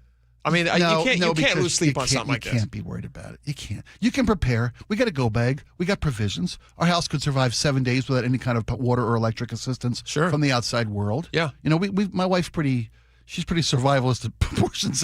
Part of her social media feed's a lot different than mine. Sure. She gets a lot of advertisements for home bunkers and that kind of stuff. She's got her 5 years of seed that people can buy. Absolutely. Have you seen that? Have you seen the trailer for that movie, by the way? No. The one where they're locked in their house? Something locks everyone in their house and they have to farm in their living room, literally break through the floorboards and grow stuff. My wife saw that too.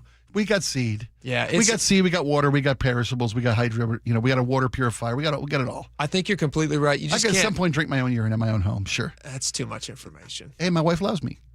What can I say? I'm a lucky guy. I'm already practicing just in case. No. I'm testing things out. Don't lose sleep over it. Obviously, we don't want it to happen. But there's literally nothing you can do about it. Right. So to be prepared a little bit is probably your best bet. I mean, you could look at ground in Iowa. You could look at, you could. You could. You're right. You know, there's something you could if do. you wanted to. But then you're in Iowa. At some point in Iowa, you're ready to say, "Man, I'm thinking about moving to the San Andreas Fault." Listen, there's risk and reward to everywhere you might live. Amen. All right, we got a lot more coming up. We're going to get your reactions to what happened over the weekend in Seattle. We got your question of the day next. Stick around. We'll be right back.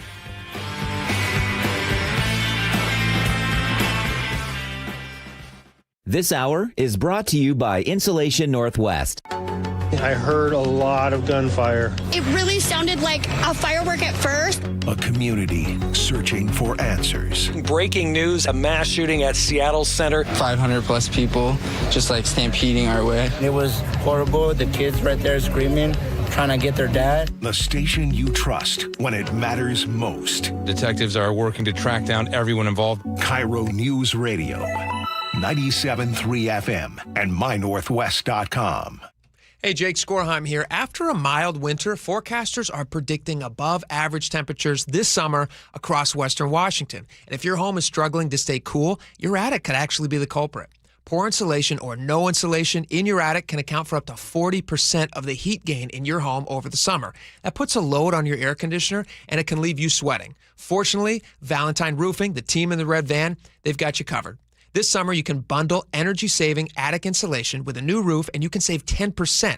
That's better comfort, improved energy efficiency, and less strain on your cooling system. Thousands of homeowners have trusted Valentine Roofing for roofing, attic insulation, and complete home protection because every project comes with the Valentine experience. Seamless communication, meticulous cleanup, and extra-mile service. Plus, with no money down on your project, you don't pay until the project is complete. So call 206 Roofing to save 10% when you bundle a new roof and attic insulation. That's 206 Roofing. And remember, when you see the red Valentine van, you know your home is in good hands.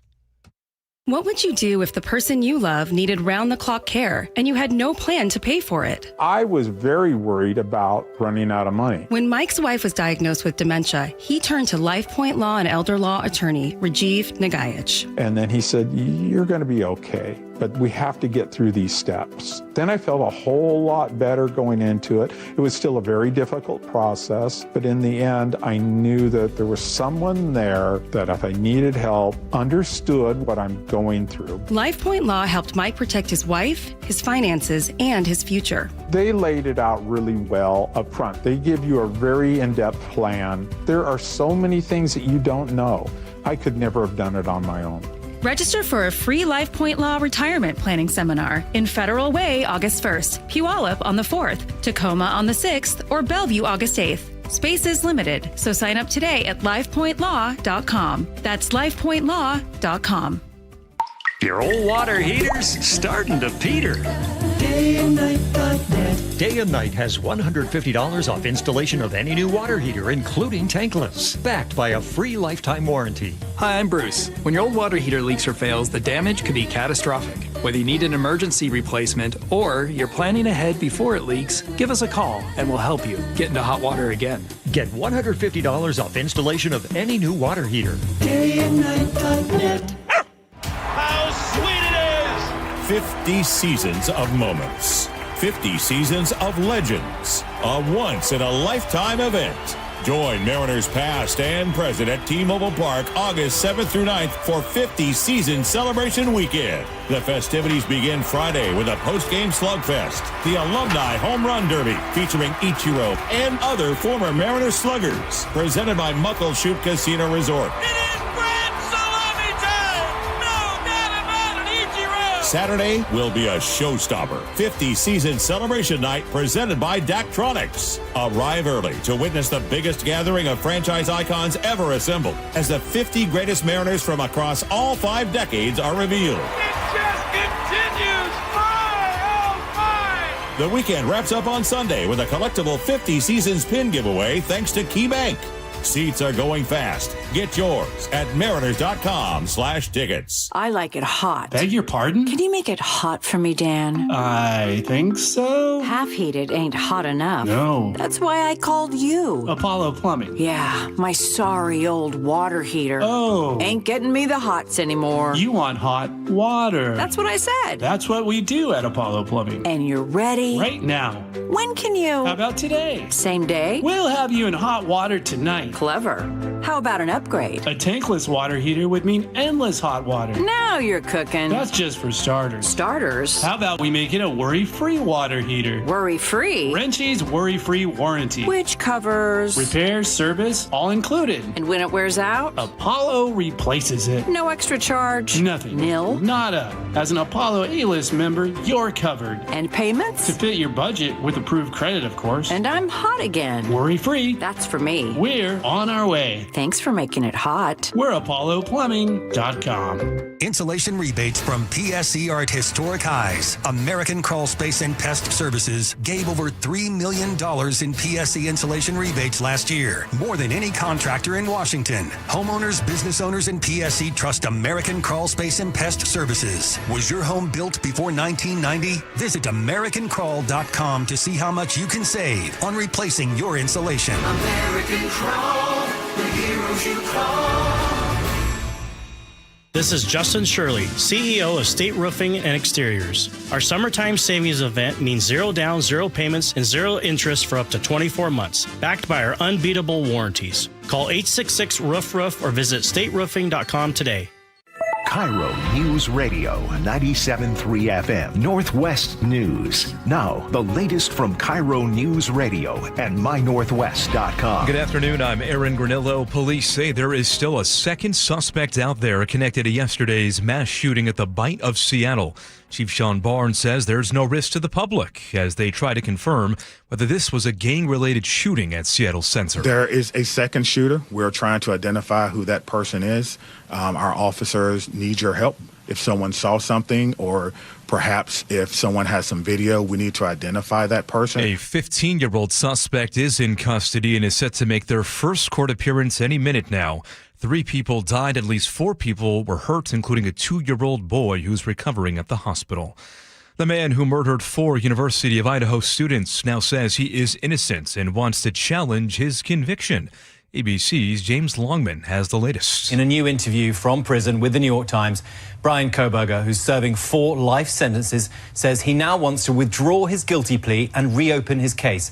Kohberger reiterated his innocence in a call with the Times, saying his plea hinged on false promises and blatant misinformation. Legal analysts say a plea change will be difficult for Kohberger, who pleaded guilty last year to killing those students in their home back in 2022.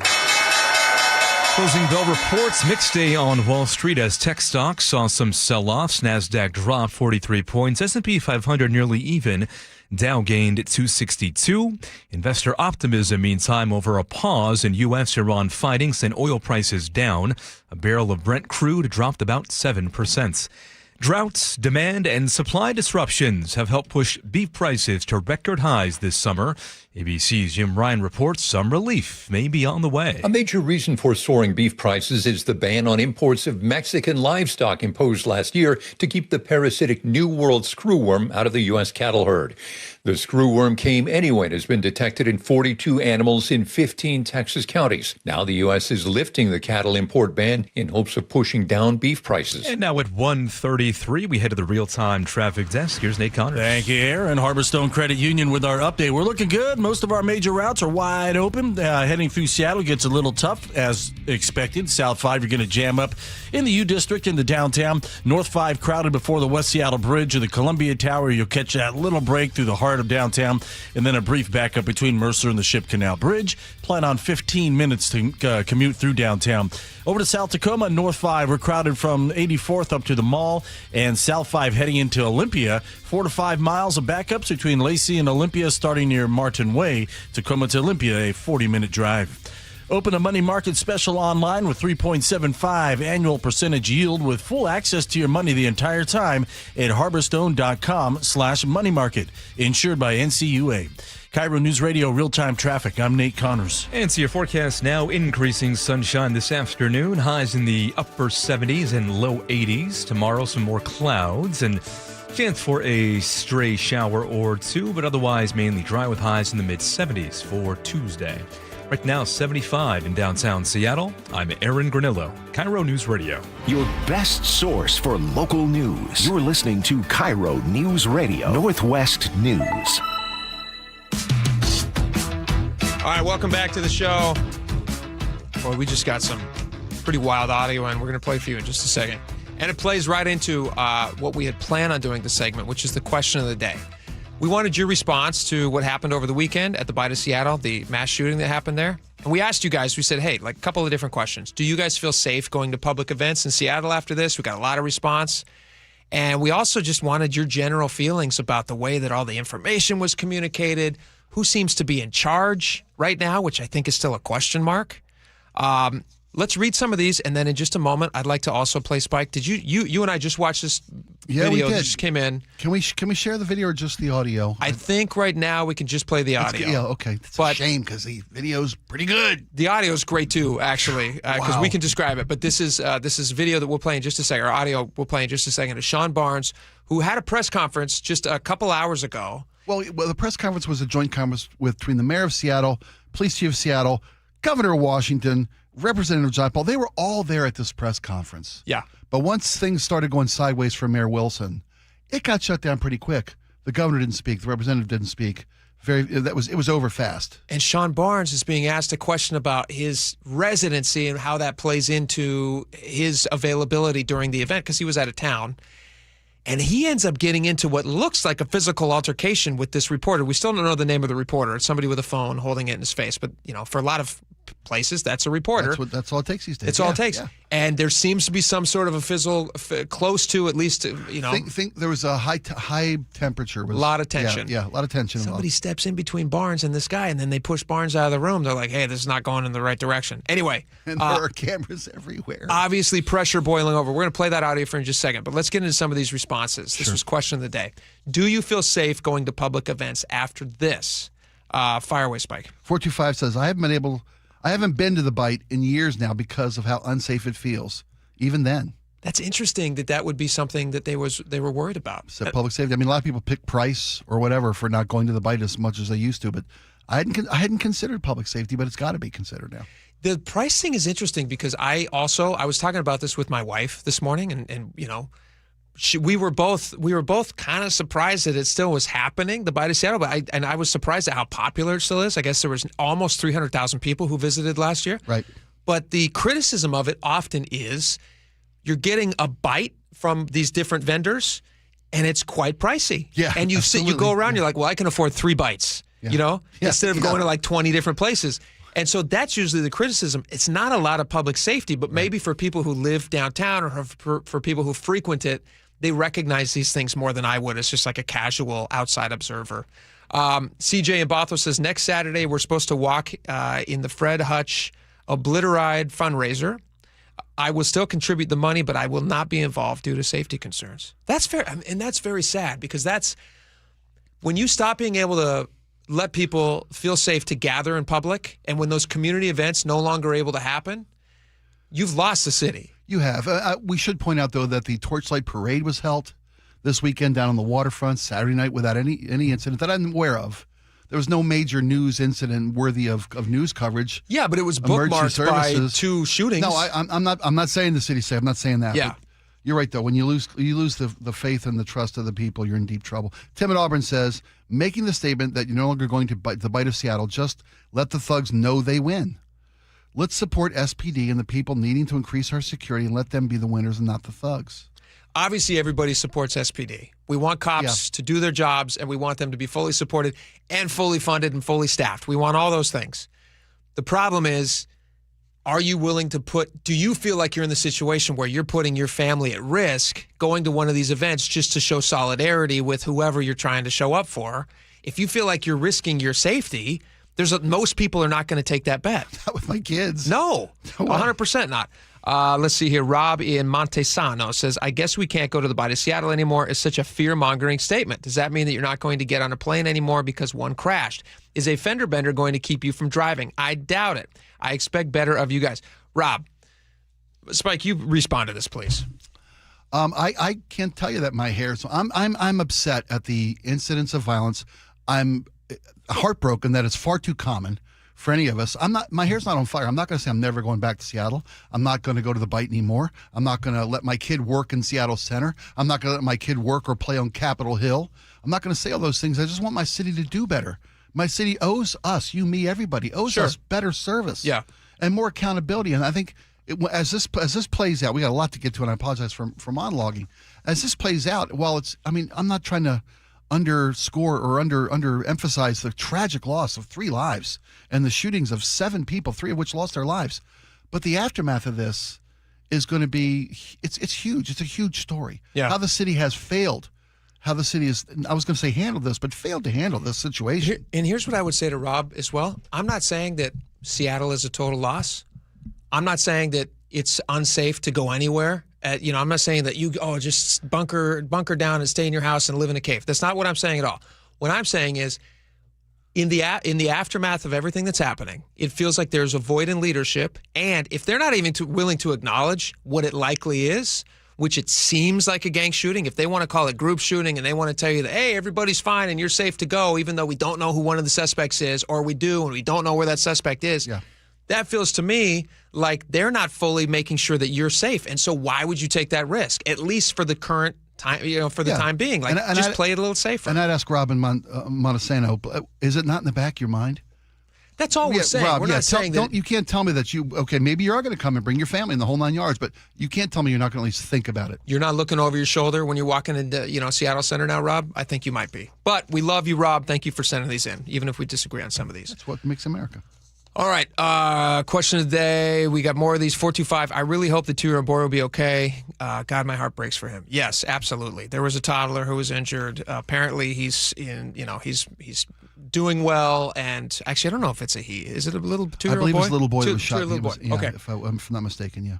Everything that we've heard so far is that kid is up and about. Yeah, he's still in the hospital. He's the only one that's still being hospitalized to just make sure he's okay. But the next two are back-to-back, so I'm going to grab both of them if you don't mind. Tammy in the 360. Is this waiting of information last night related to Ferguson's new requirement that all information run through his office before it's released?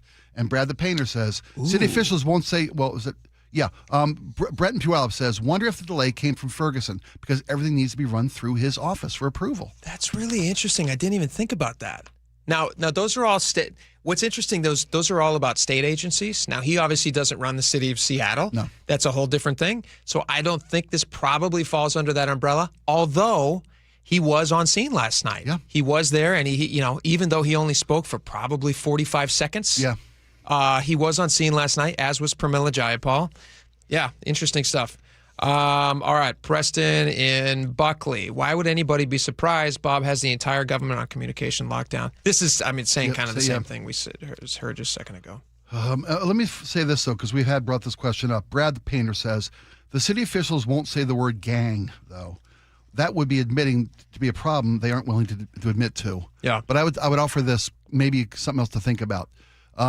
If you come out and say this is gang-related, and it turns out that it wasn't, the city may be opening themselves up to litigation about a smear. They're going to be sued by the gangs who feel like we're defaming them? Yeah, if you've got, yeah, well, no. Who cares? If a kid is Guys are involved in defaming this. gangs. Well, maybe he's not. My point is, if he's not in a gang, and you say he's gang related, that may taint a jury pool. He just shot someone. He doesn't mean he's in a gang. You know what I'm saying? I mean, they're careful with what they say. Yeah.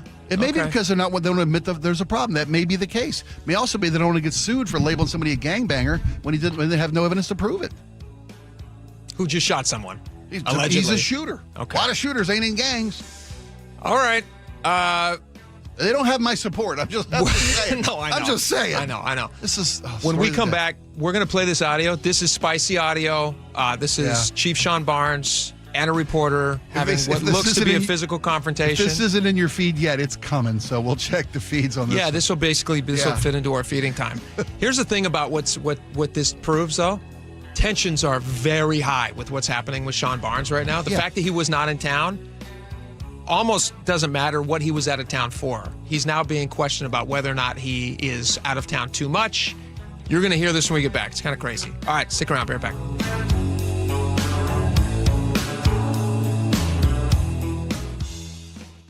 KIRO News Radio, where you turn for the news you depend on. A political shakeup for Democrats that represent Seattle. Traffic. Right now, Auburn to Renton at 25 minutes. That's a good 10-minute delay. Conversation. 3 people on the floor can't cover 20 aisles of plexiglass. They're doing their best. It just doesn't work. And your Super Bowl champion Seahawks. And the party begins. Broadcasting live from the KIRO News Radio YouTube channel. KIRO News Radio 97.3 FM. It's game day. Are your moderate to severe Crohn's disease or ulcerative colitis symptoms keeping you from the action? Skyrizi, risankizumab Riza, could help you get back to the game. Skyrizi is proven to help people feel significant symptom relief, achieve remission, and visibly improve damage of the intestinal lining. Skyrizi is a prescription injection medicine for adults. Don't use if allergic to Skyrizi. Serious allergic reactions, increased infections, or lower ability to fight them may occur. Before treatment, get checked for infections and tuberculosis. Tell your doctor about any flu-like symptoms or vaccines.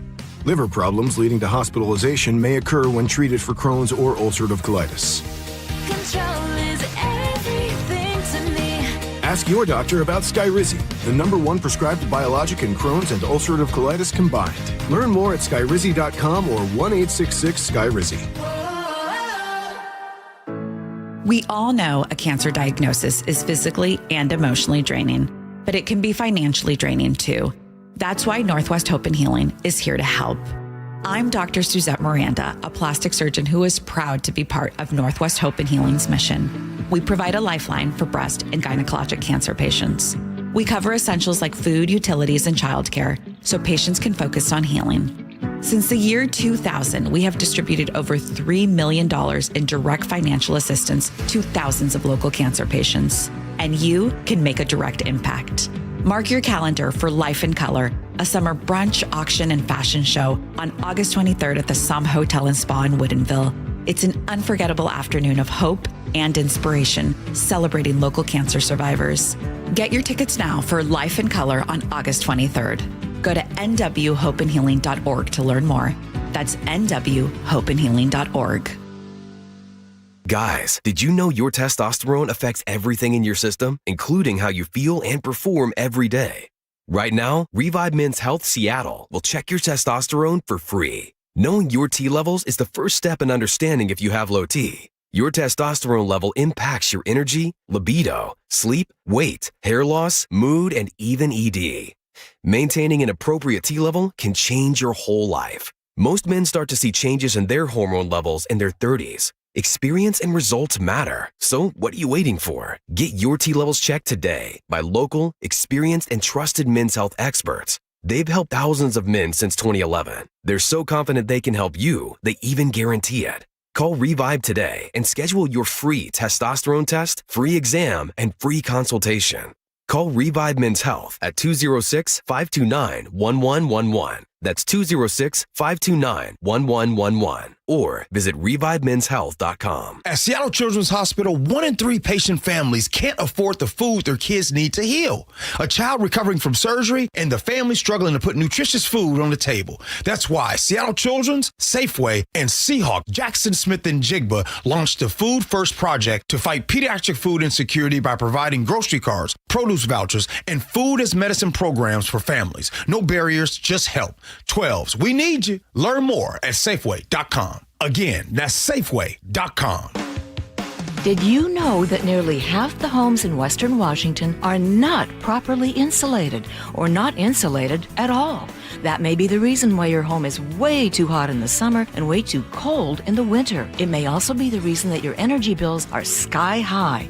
Right now, Insulation Northwest is offering a free inspection of your home's insulation. This is a $199 value and it's absolutely free, no obligation. Just call today and Insulation Northwest will arrange a time that works with your schedule.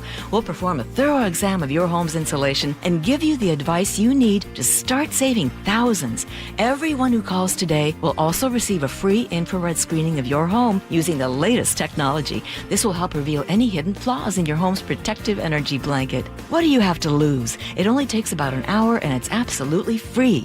Call Insulation Northwest today, the real insulation company. InsulationNorthwest.com. John Curley here. When the AC starts acting up, don't assume you need a whole new system. Home Comfort Alliance, their approach is simple. Repair first, replace only if needed. Their techs diagnose the real problem because a simple fix can often get the cooling back up again and not cost you a full replacement. Need something new? Ask about a heat pump for year-round comfort. That's what we did at the barn. Get real pricing in 60 seconds at HomeComfortAlliance.com. Call the comfort people. HomeComfortAlliance.com. It's the best time of the year at Staples, with back-to-school supplies as low as 25 cents, up to 40% off select tech and more at staples.com/back-to-school. Holy smokes! The On Cruise Adventures Rick Riz Show. What happened at the ballpark yesterday? Sparky's sitting on my scorebook here, my cat.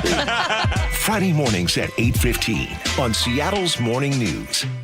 Golden Crest Metals helps investors understand how physical gold and silver can be held inside qualified retirement accounts without pressure or confusion. Our team brings decades of experience in precious metals and retirement planning with a focus on clear education, straightforward pricing, and a process designed to put clients first. Why do investors choose Golden Crest Metals? Experience, transparency, and a client-first approach. Tune into The Gold Show with Kenny Michaels every Saturday at 1 p.m. All right, welcome back to the show. This is feeding time, and this is when we check our social feeds. We find out what we are being fed, and I got to say, this one is a crossover for us. A lot of times we have different things, but for both you and I, Spike, there is a video that's circulating around locally here that relates to everything that was happening this weekend at the Seattle Center shooting, and it's between Chief Sean Barnes, who is talking to a reporter. This is after the press conference this morning, I believe.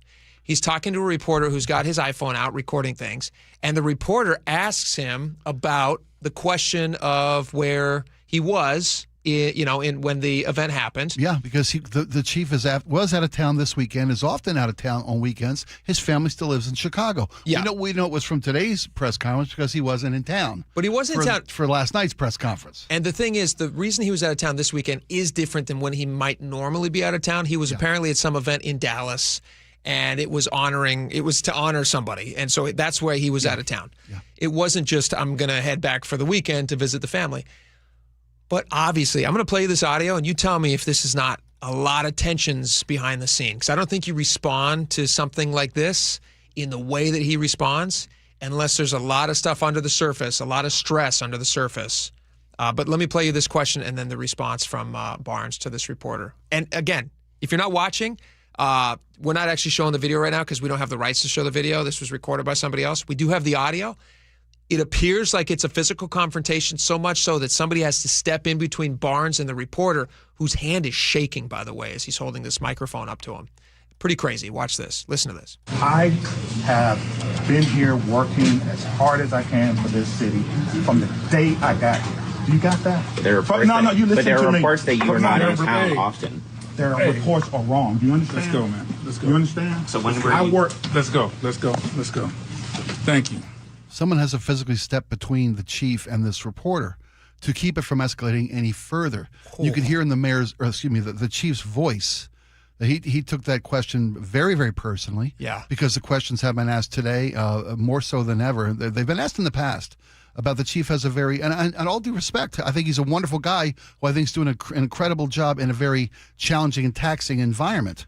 He's trying to overcome a shortage of manpower. He's trying to overcome a lack of public trust in his organization from previous failed leadership. Well, he also got hired by a guy who then was, voted out. Was voted out, and yes. now he answers to somebody who in the past has not been a huge police fan. So he's already on thin ice by any stretch of the imagination. But to come to the chief's defense in this, his commitment to the city is being called into question with these questions about when he's here and when he's not in town. Sure. And I'm sure he said during the press conference this morning, look, I wish I had a crystal ball to know when a horrific event would take place, so I wouldn't be out of town. And of course that's what he would say. But he probably feels nothing but regret for not being in town. He wants to be here for the city. Yeah, I think he cares about the city and loves the job he's doing. Obviously, he would have rather have been in town for this. To be gone when something like this happens is the nightmare scenario for him. And I say that because there's probably an element of guilt in his reaction to this. Oh, I don't think you respond like that unless you're feeling the pressure and that to me, that actually does show somebody who feels a little bit guilty. It's like when somebody over-responds to something, it's because it struck a nerve. It strikes a nerve. Yeah.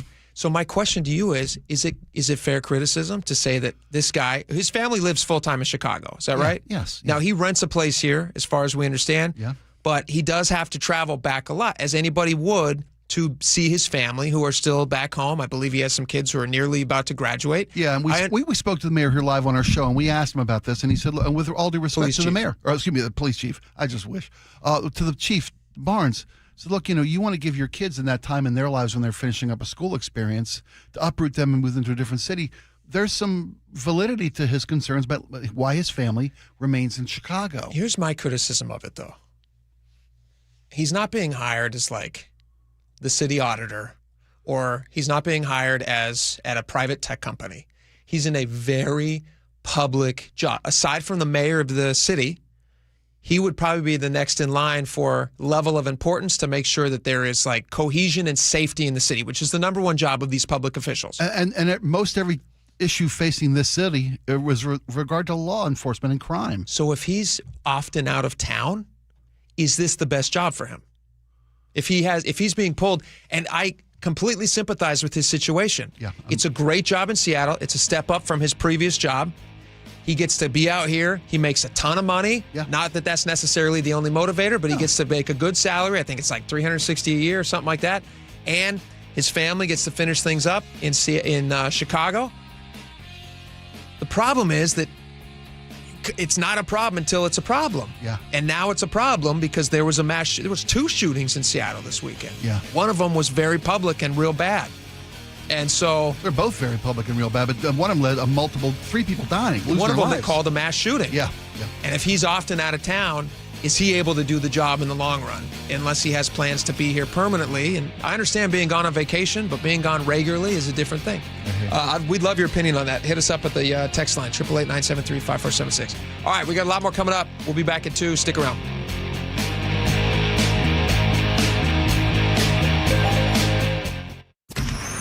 Choke Points with Chris Sullivan. With Choke Points, we try to answer listeners' questions. It can be as simple as a neighborhood stop sign, or it can be as big as the budget for transportation. I don't care. I'll find the answer for you. It's really easy to get a hold of me at mynorthwest.com. We have a direct link there that gets right to me. You can also do it in the app. You can hit me up on the text line. Choke Points, presented by Carter Subaru. Tuesdays and Thursdays on KIRO Newsradio 97.3 FM. Everywhere you look, things are getting more expensive. But at Consumer Cellular, we're lowering the price for those 50 and up. Now you can get unlimited everything for just $35 a line. That's $35 a month for unlimited talk, text, and data. Switch to the carrier ranked #1 in network coverage and customer satisfaction and get unlimited everything for just $35 a month. Call 1-888-FREEDOM or visit Consumer Cellular online or in-store today. Price includes $5 credit for auto pay and e-billing. Taxes and fees apply. Data speeds reduced after 35 gigabytes. Rankings done by 2025 ACSI survey. dog. Hot dog! Get your hot dog! Customize and save with Liberty Mutual. Hey, what are you doing? I like your method. Direct, to the point. A little loud, but... Listen, people don't buy car insurance the same way they do hot dogs. Not yet, but both are customizable. Popcorn! Get your popcorn! Hey, this is a hot dog area. And customize and save area. Get a quote at libertymutual.com or with your local agent. Liberty, liberty, liberty, liberty. What would you do if the person you love needed round-the-clock care and you had no plan to pay for it? I was very worried about running out of money. When Mike's wife was diagnosed with dementia, he turned to LifePoint Law and Elder Law attorney Rajiv Nagayich. And then he said, you're going to be okay, but we have to get through these steps. Then I felt a whole lot better going into it. It was still a very difficult process, but in the end, I knew that there was someone there that if I needed help, understood what I'm going through. LifePoint Law helped Mike protect his wife, his finances, and his future. They laid it out really well up front. They give you a very in-depth plan. There are so many things that you don't know. I could never have done it on my own.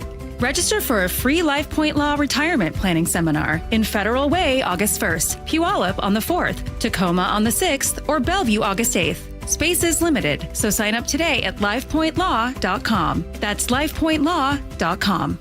We all hear the radio ads about the IRS. They tell you to be afraid, to be scared, and they try to frighten you into calling. I'm not here to do that. Tax Relief Advocates is different. TRA is here to tell you that if you owe money to the IRS, whether it's $5,000, $50,000, or $500,000, we have a solution. It doesn't matter if you're sitting in your car, at work, or with your kids. No matter where you are, call now. 800-575-8157. Don't lose hope. TRA can eliminate or reduce what you owe to the IRS. Generous programs are now available that can give you a fresh start. Our passion is taxes and helping individuals fix their IRS problems. We have over 1,000 5-star reviews on Google and an A+ with the Better Business Bureau. You don't need to be afraid of the IRS any longer. End your tax nightmare today by visiting us online at TRA.com or call 800-575-8157. That's 800-575-8157.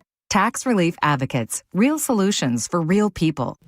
Don't wait. Insulate. Last year, American Crawl Space and Pest Services gave over $2 million in insulation rebates from PSE, more than any provider in the state. If your home was built before 1990, you're eligible for recouping up to 95% of insulation replacement costs. Insulate with American Crawl Space and keep your home warm during the winter and cool during the summer. American Crawl, the heroes you call. Your best source for local news. KIRO Newsradio, KIRO FM, and HD1, Tacoma, Seattle, Northwest News. ABC News, I'm Michelle Franzen. A food festival in the heart of Seattle ended in gunfire, killing 3 and injuring 4 others Sunday. Police say 2 people were in a dispute and began shooting. 1 is in custody. Authorities say it's a 15-year-old. Police Chief Sean Barnes also says they're looking for another person. There is a second shooter. We're trying to identify who that person is. Our officers need your help.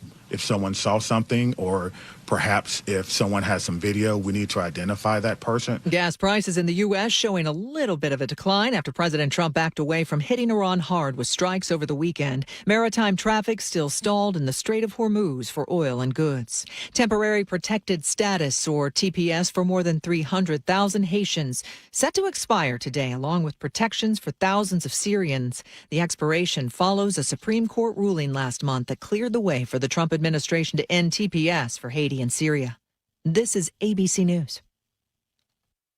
Brian Kohberger, a new court document, says he plans to withdraw his guilty plea made in court in July of 2025. He pleaded guilty to killing 4 University of Idaho students. He's currently serving 4 life sentences and blames his plea on false promises and wrong information.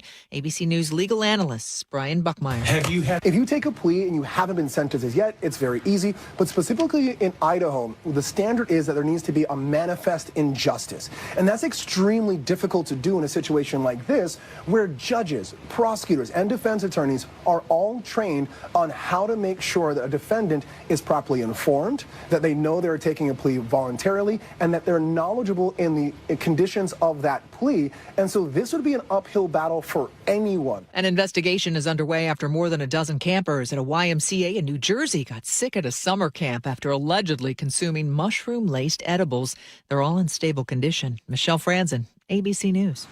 This just in, a third suspect connected to that mass shooting at the Bite of Seattle. The latest after Nate Connors at the traffic desk. Thanks, Aaron. We'll start you up north in Everett, where our usual 2 o'clock backup is forming. Eastbound 526, leaving Boeing over to I-5. Both directions of 405 in the north end, slow between Alderwood and Canyon Park. Heading into Seattle, it's a 20-minute trip between Linwood and downtown. You're all clear until you get into the U-District, where it's heavy down almost I-90 now. North 5, we're heavy at the West Seattle Bridge to the Columbia Tower. Another backup between Mercer and the Ship Canal Bridge. South 405, we're slow between Factoria and Renton. And then again, a pretty thick backup down there in South Center between 167 and I-5. Bellevue to South Center, a 20-minute trip. And in Lacey, we've got a stall. South 5 is Sleater-Kinney. It's a disabled semi blocking your left center lane. We've got a pretty thick backup starting at Cabela's, about a 2 to 3 mile backup. KIRO News Radio, real-time traffic. I'm Nate Connors. KIRO News Radio, breaking news. Good afternoon, I'm Aaron Granillo. Just in, police now say there were at least 3 suspects involved in last night's shooting at Seattle Center. For the latest, we have KIRO News Radio's Frank Lenzi live in studio. According to juvenile court documents, the 15-year-old who was taken into custody last night, obviously one suspect. An acquaintance of that teenager who died at the scene is the second, and then there is at least one other unknown suspect.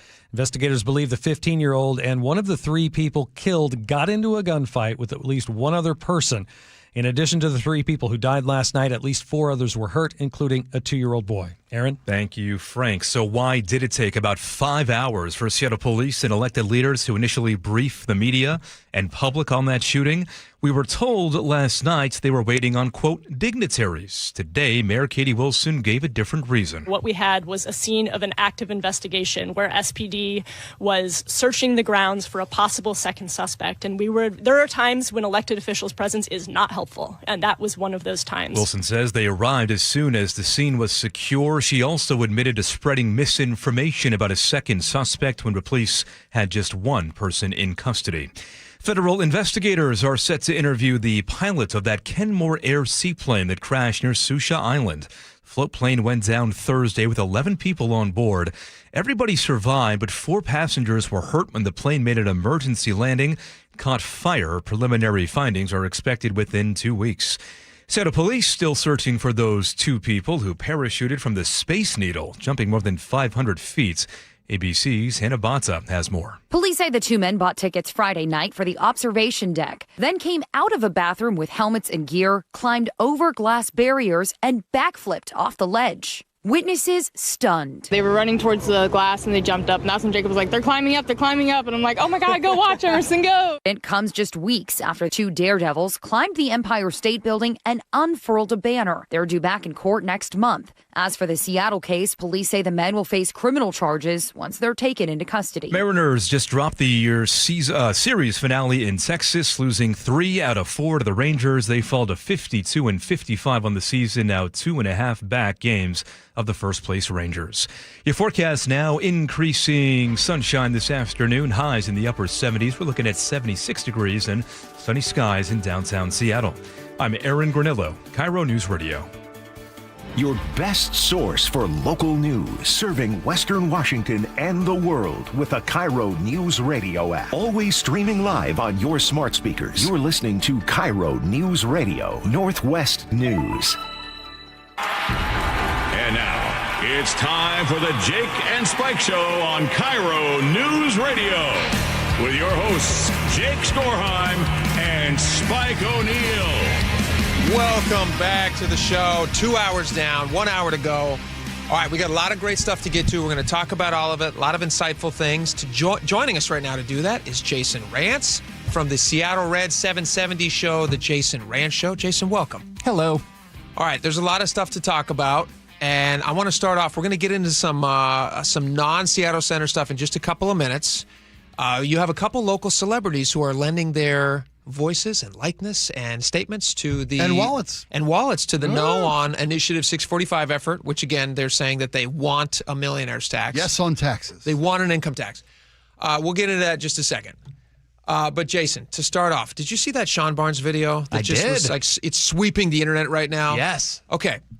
What do you think is obviously for anybody who missed this? This was just a little bit ago. Sean Barnes was involved in an interaction with a reporter who was asking him about being out of town frequently, and Sean Barnes seems like he's wound pretty tight on this issue.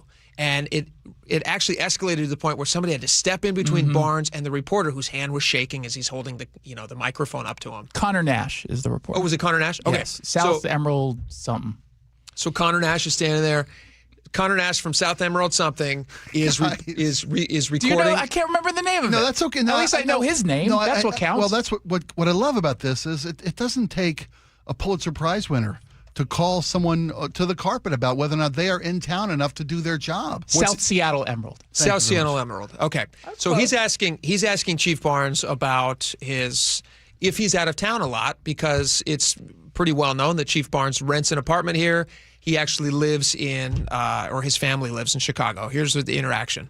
I have been here working as hard as I can for this city from the day I got here. You got that? There are reports that you are not in town often. Their reports are wrong. Do you understand? Let's go, man. Let's go. You understand? So when I work. Let's go. Thank you. All right, so he's kind of escorted out. It gets a little spicy there.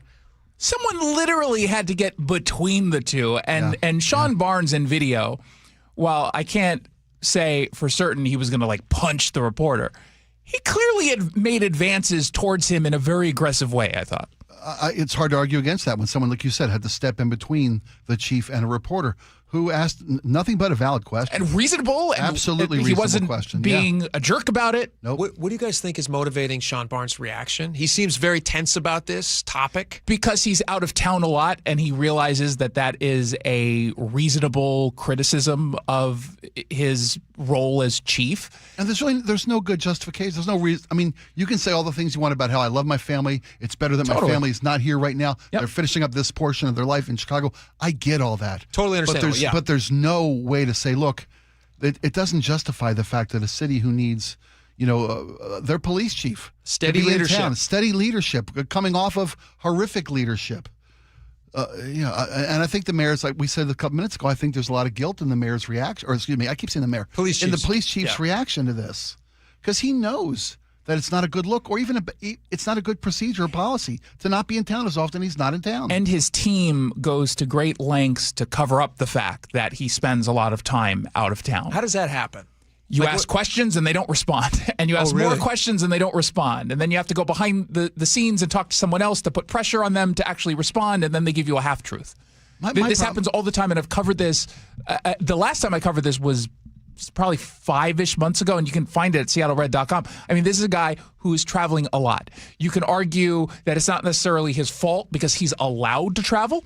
Okay, fair enough. You can make that argument. Yeah. I would still say that if you're in a position as the chief is, you should be smart enough to realize, yeah, you're allowed to because you got this deal with the previous mayor. Doesn't mean you should. Yeah, it's that Jeff Goldblum cut. One of the things we mentioned earlier today, look, even if he was out of town honoring dignitaries this last weekend in Dallas, wasn't visiting his family in Chicago. Sure.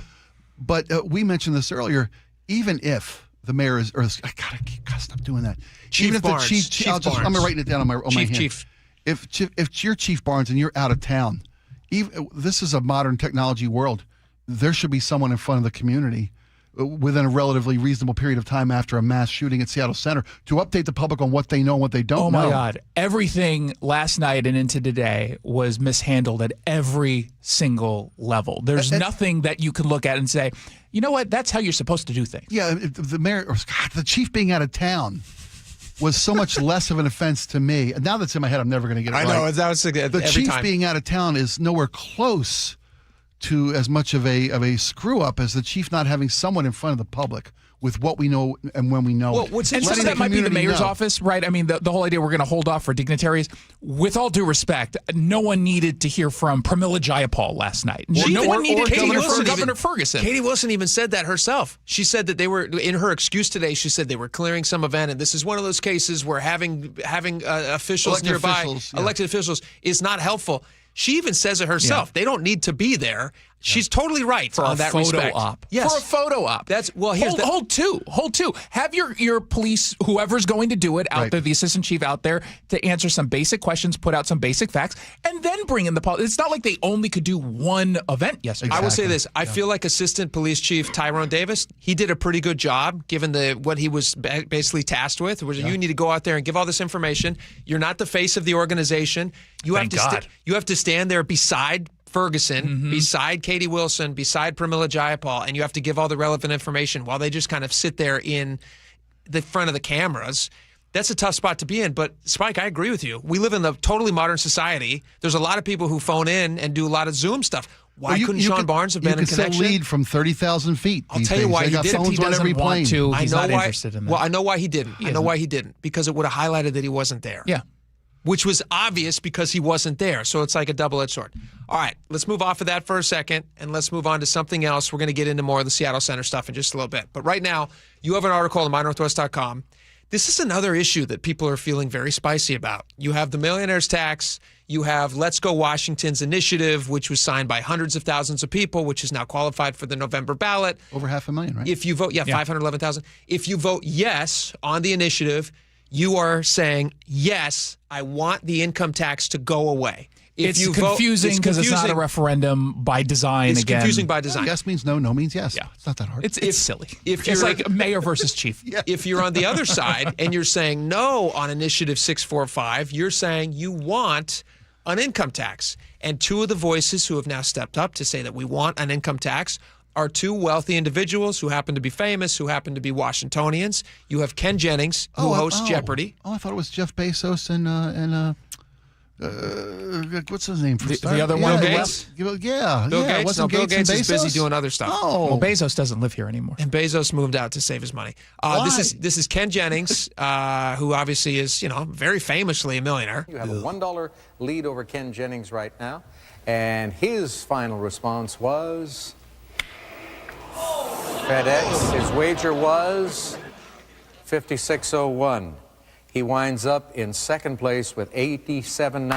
And Nancy Zerg, congratulations. Nancy wins you it. are indeed Ken Jennings, you are the all-time giant killer, our new Jeopardy champion. Yeah. For the audience. The audience is paying tribute to not only Nancy, but to you as well. All good things have to come to an end, don't they? Well, too bad for Ken, but he's going home with a lot of money. $2.5 million. Congratulations, young man. I imagine that pales in comparison with his salary now as host of Jeopardy. Ken Jennings also on the other side is, not the other side, but alongside him is Rick Steves, who is famous for his traveling. He's made a lot of money doing that. Europe is such a dweeb. Raise your travel dreams to their upright and locked position. Join us now as we discover the ins and outs of travels in Europe. Yay, Europe! We love the value-added tax. So Rick Steves loves his tax. In fact, he wrote on this piece. You highlight this, Jason, in your piece here, but I think it's interesting to read a little bit of this. This is what Rick Steves says in a statement. He says, "Vote no on Initiative 645. Why? Well, if you're like me," I can't do his voice the whole time. He says, "If you're like me and you've reached a point where you have enough money and you understand that consuming more will not bring you more joy or security, you understand that this tax package will have no real negative impact on anyone.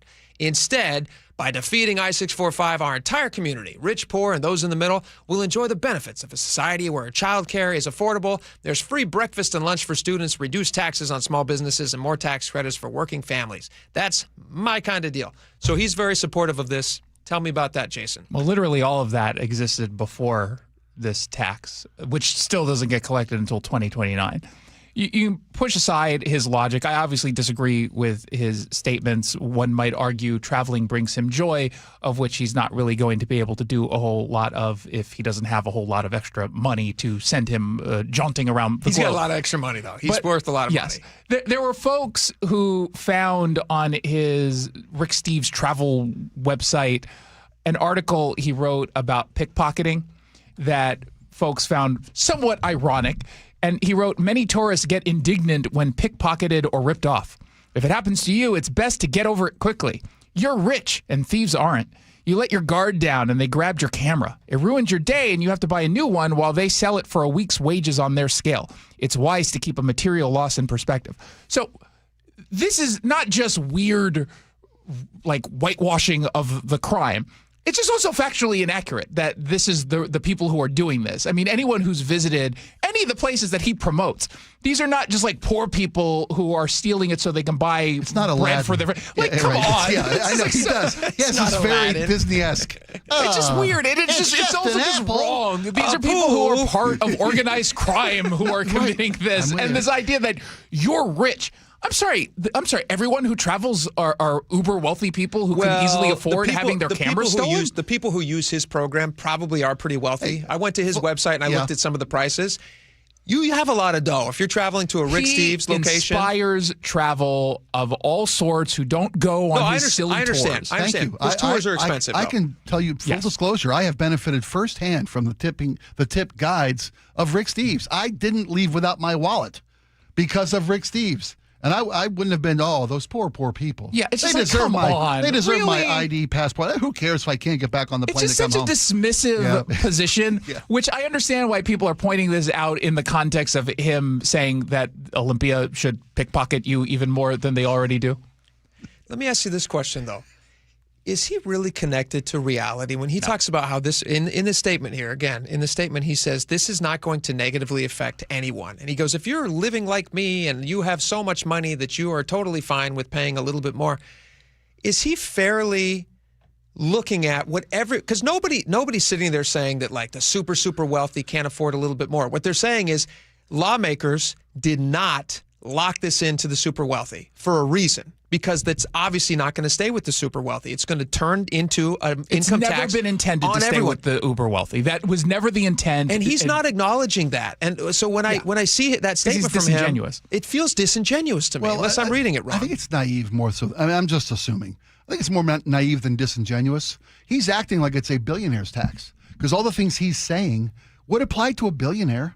The kind of money that they never affects how they live their day-to-day life. He's not being dishonest? Yeah. No, I think he's naive. I think he's genuinely naive about this. You think that of Ken Jennings? He's an earnest, sweet, naive. I don't think Ken Jennings said the same thing about pickpockets. They're on the same side. You know what I mean? Yeah. Well, here's my problem. Ken Jennings said, you guys have good. Ken Jennings said, a new tax on fat paychecks like mine was just signed into law in my home state, and I like it. Continue, Spike. Which I don't think he pays anymore because I don't think he lives in the state of Washington. Does he? Okay. Well, he said my home state. You know, if they had made a billionaire's tax, they'd have guaranteed a floor to this that it wouldn't drop below $1 million because I don't even think $1 million of combined income is too low to ask for 10% of your income because $1 million don't go as far as it used to in the Aladdin world that Rick Steves still lives in. You know, there are many people who feel like they do. I make plenty. I could give more. We see examples of that all the time. And they could, by the way. And they could. Like right this moment, That's Rick Steves can choose to cut a larger check. And he chooses, by the way, to keep making a whole bunch of money. Same thing with Ken Jennings. They're making a choice to make as much money as they could say, you know what, Jeopardy, you don't have to pay me whatever my salary is. Let's cap it at, so let's do something more reasonable. $300,000. I'll get paid what Chief Sean Barnes gets paid, and he doesn't even show up to work. The people who came in last on Jeopardy fund. You could choose to do that, but instead you get this just silly, disingenuous claim of, money doesn't buy joy or security. It does buy security. I don't know what the hell he's talking about. I can tell you it buys a lot of joy, too. Yeah, it also does. Have you ever been on a jet ski? Joy killer. What you're choosing to spend money on can bring you a whole lot of joy. Amen. Like I said, I love to travel. I just got back from a trip last week. These trips that Rick Steves is telling you, selling joy to go on, are very expensive. and you would be able to pay for it if you had a little bit extra money in your bank account. Here's the funny thing, is he has made his entire living convincing people to leave and spend money elsewhere other than Washington State. And now he's talking about how he can afford so much. Because I did look up his net worth. I always do this. I'm interested in how much celebrities are worth. It's tough to say because obviously we don't exactly know what his taxes are. The internet says my net worth is $3.5 million. They are sorely right. It's double. They nailed it. I was going to say you're I'm worth an at least afternoon talk show host. You're worth at least double that. Yes. But it says that Rick Steves is worth somewhere between because of his travel empire, somewhere between $15 and $60 million. So the guy's made a lot of money. 15 and 60? 15 and 60. It's a wide range. What is the government estimating this? Is Probably. This the cost of a something? Well, geez, Probably. So The thing it makes sense that they wanted to be $60 million. The thing Get more is, money from. Here's what I always come back to. They're making this argument that by taking more money from the uber wealthy, which again, they're not willing to lock into just the uber wealthy, that now everything will be properly funded. And like Rick Steves says, there finally is going to be lunches for kids and there's going to be better tax breaks for small businesses and all these things. When you look at what they have committed to spending the money on, and the only reason they're even saying that they need to take more money is because they've so poorly spent the money they've already been given generously. It's up way more than it was 10 years ago. It's like a 110% increase from what it was 10 years ago. Yeah. Does Rick Steves think that they're spending their money correctly right now? And if he can't say that, Washington State is budgeting correctly, then how can he justify telling people it's not a big deal to take more money? I don't even think he needs to say it. All he has to do is, because I'm assuming he donates to charity. I'm assuming he's very charitable. Yeah. How much more do you give to charity than you do to cutting an extra paycheck to the government to spend money on your behalf? Yeah. Which one are you willing to do more so? And I'm willing to bet he's going to give nothing to Olympia unless he has to, and gives a lot more to charitable organizations. What's interesting, too, is if you were to go pound for pound and you were to look at charitable organizations or the government and try to figure out which one is going to do better with his extra money and who's going to spend it better, I guarantee you almost every single charity that he chooses is going to be a much better spender of that money. It's going to go a lot further than when he gives it to government that has to pass through 15 different levels before it makes it to anybody.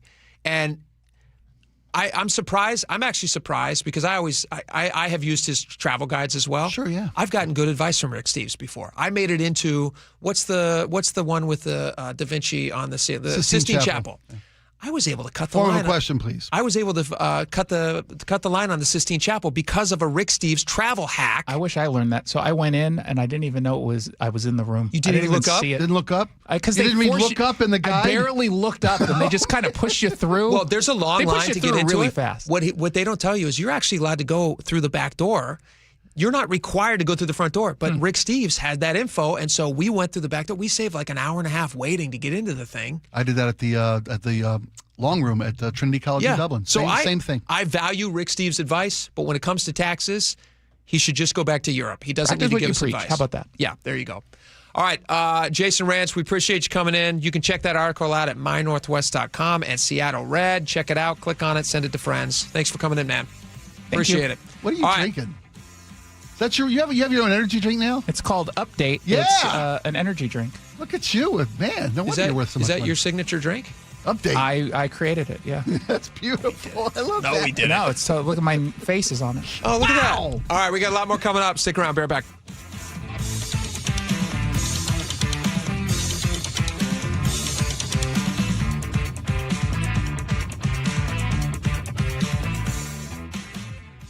This hour is brought to you by Davis Law Group. I heard a lot of gunfire. It really sounded like a firework at first. A community searching for answers. Breaking news, a mass shooting at Seattle Center. 500 plus people just like stampeding our way. It was horrible. The kids right there screaming, trying to get their dad. The station you trust when it matters most. Detectives are working to track down everyone involved. KIRO News Radio.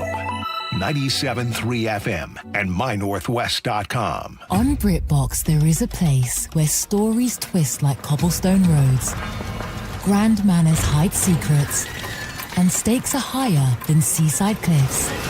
Find places worth getting lost in on BritBox. Watch new series like The Other Bennett Sister from the world of Jane Austen and A Woman of Substance starring Golden Globe winner Brenda Blethyn. If you want to get away, you're in the right place. Stream the best of British TV on BritBox. Free trial at BritBox.com.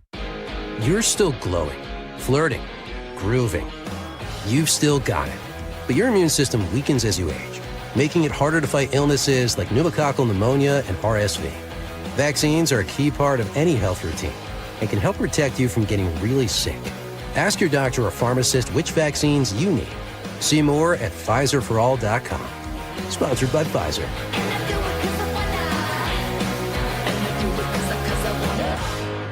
Summertime means sunshine, baseball games, beach trips, hiking, sandwiches at the summit. So don't let your bank stop you from having fun. Free checking at WaFd Bank is the way to go. There are no minimum balances or monthly maintenance fees to worry about. Plus, you'll get spending tools and the latest technology to help you stick to your budget. Not only is WaFd Bank a best bank, we have more than 200 branches to serve you across 9 western states, so you have access wherever you are. Visit WaFdBank.com to open your account. Non-sufficient funds charges may apply. Member FDIC. Tune in to Elevate Your Wealth. If you're 5 to 10 years from retirement, you do not have the time to deal with a market downturn. With Mark Stimson and Casey Elkins. It's important that you know what the rules are, because if you don't, you can make some tremendous decisions that could adversely affect you, and you may not be able to go back and fix it. Tune in to Elevate Your Wealth, Saturdays at 11 a.m., right here on KIRO Newsradio 97.3 FM.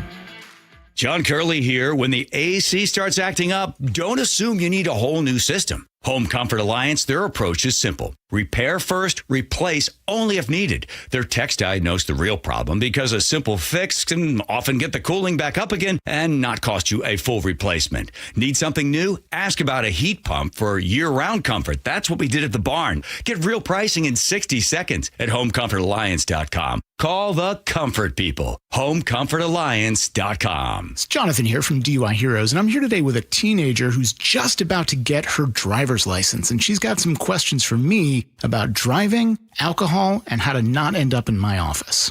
If I get pulled over and I have been drinking, can I ask for a parent to come and help me? Unfortunately, no. What you can do is ask to speak with an attorney. And you know what? I'm a parent, which means if you call my office, you're going to get me or one of my other associates. And most of us are parents. Most of us know exactly what to do and exactly what to say to make sure that you're protected and we can get you home safe as quickly as possible. So the smart thing to do is simply ask the officer to talk to an attorney as soon as you possibly can. You're already in the situation. Give us a call and let's try not to make it worse. That was a great question. And if you or any of your friends find yourselves this summer in contact with law enforcement, please give us a call at 1-800-DUI-HERO or online at DUIHeroes.com. 1-877 Cars for Kids. KARS Cars for Kids. 1-877 Cars for Kids. Donate your car today.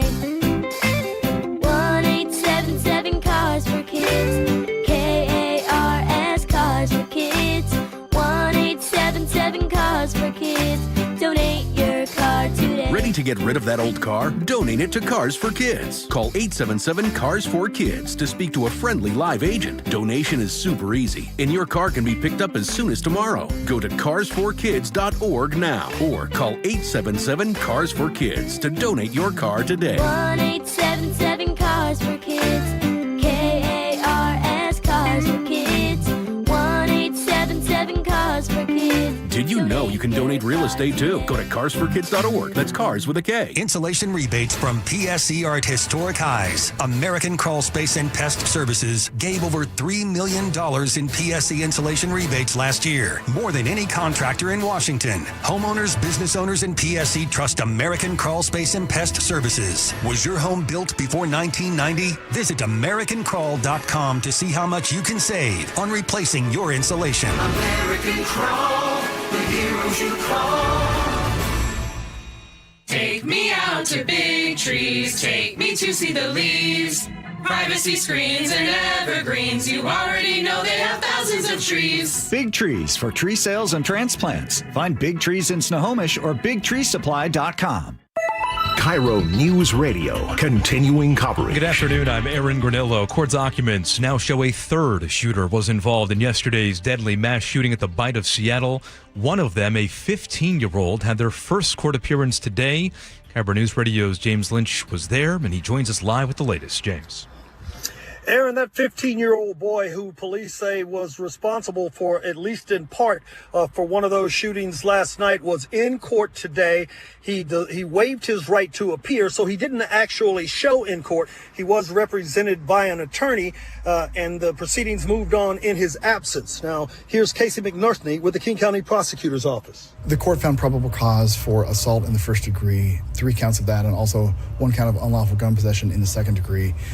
King County prosecutors asked for him to be held in secure detention. After hearing from both sides and the juvenile probation counselor, the court ordered him in secure detention. Now, depending on what new information comes in, those charges could obviously be upgraded in this case. This was a first appearance, so no charges have been filed yet, and he's expected to be back in court later this week. James Lynch, KIRO News Radio. Thank you, James. And again, the 15-year-old, one of 3 shooters, according to court documents. Another one apparently was killed in that gunfight yesterday. And then a third shooter apparently still on the run, according to court documents. In addition to those 3 people who died, at least 4 others were hurt, including a 2-year-old boy. A dog was shot to death in Snohomish earlier this month. Authorities now want your help with their investigation. Here's KIRO News Radio's Frank Lenzi with that. A report of gunfire came in on July 16th near North Carpenter Road. Animal control officers found a dead female black lab mix with a gunshot wound. She had white markings under her neck and on her upper chest. No microchip, no ID tag. Now, Snohomish County Animal Services is asking anyone who may know who the owner is to give them a call. Frank Lenzi, KIRO News Radio. Reaction today from legal experts after Brian Koberger filed new court documents to challenge his conviction in the murders of 4 University of Idaho students. ABC News legal contributor Bernarda Villanova. It's going to be very difficult to withdraw a plea, especially since the judge went to great extent in determining whether this plea was entered into knowingly, and to make sure that he, 1, understood the charges, understood what the promised sentence is, and also, number 3, understood what rights he was waiving by entering a plea. Koberger pleaded guilty last year. He is serving 4 consecutive life sentences. No comment yet from prosecutors. Now to the real-time traffic desk at 2:33. Here's Nate Connors. Thank you, Aaron. South 5 into Seattle is going to jam up near 50th in the U District down to I-90. North 5, it's packed at the West Seattle Bridge just past I-90. Another backup between Mercer and Ship Canal Bridge. Right around 20 minutes to get through downtown here. We've got backups at the First Avenue South Bridge right now due to a recent marine crossing. Down on Federal Way, South 5 just past South 320th. A new collision blocks 2 right lanes. Bellevue to South Center on 405 is a half-hour commute. You're slow from 520 to the Renton Landing, and then another pretty thick backup now between the Valley Freeway and I-5. And southbound on 167, we're heavy from State Route 18 in through Sumner. KIRO News Radio real-time traffic. I'm Nate Connors. And your forecast is looking good for this week. We are seeing increasing sunshine today, highs topping out right around 80. A little cooler for tomorrow, but staying mainly dry with a couple of possible stray showers out there. Rest of the week looks dry and mostly sunny. Right now, 75 degrees in downtown Seattle. I'm Aaron Granillo, KIRO News Radio. Your best source for local news. You're listening to KIRO News Radio, Northwest News. All right, welcome back to the show. We are still covering. There's a lot of stuff. We're a day now removed from what happened at the Bite of Seattle, the mass shooting. We now know, you just heard in the top of the hour news break, the bottom of the hour news break there, that they're now looking for a third suspect, which originally we thought was the second suspect. Now they're saying 3 people were involved in the actual shooting. 3 people might be involved. Yeah. And so it's, as we're taking a step back now and kind of doing a rehash of what happened, it's a tragedy and it's horrible, and it draws into question for a lot of people whether or not you can trust events in downtown Seattle, which there's a lot of really fun stuff to do in town. I mean, like or love the city, it's still the place where people are gathering to do fun things. I mean, Seafair is right around the corner. Yeah. And, I'll be completely honest. That's something that we do every single year. I will be a little more vigilant as we go. Will it stop me from going down? Well, no, because the city's a little more vigilant about your security at Seafair. Well, they are at Seafair. Then they have been at the Bite of Seattle. They're more vigilant about the Bumbershoot. Absolutely. Because it's a paid event, and maybe the fact that it's free events at the Seattle Center are harder by nature to secure. But we had the video earlier that you brought in, we played for you, about someone saying on Saturday, man, I don't see a lot of security around this place. Yeah. And so that asks the questions about whether or not you feel safe at events in Seattle, and if leadership's response to the tragedy of yesterday's occurrence. I'm glad you brought up leadership, because I do feel like if I'm taking a step back and I'm just looking at their response to this whole thing, you can forgive people for new horrible situations that they're not used to. Nobody wants a shooting. You do your best to plan for it. Obviously, you want people in charge who kind of know what to do. You can forgive some people for having to, to learn how to run before they can walk. Yeah. There's a little bit of that can happen. But what I'm seeing a lot of, and what I think the feeling that people are having, last hour, at the end of the last hour, we were playing the audio of Sean Barnes, who's getting very tense with reporters because now they're asking him questions, not about the shooting, but where was he during the shooting? You're seeing a lack of, it feels like a lack of cohesive leadership in the city. And Sean Barnes answers to Katie Wilson. Yeah, and that's his boss. It's not just the messaging that is lacking, it's a protocol.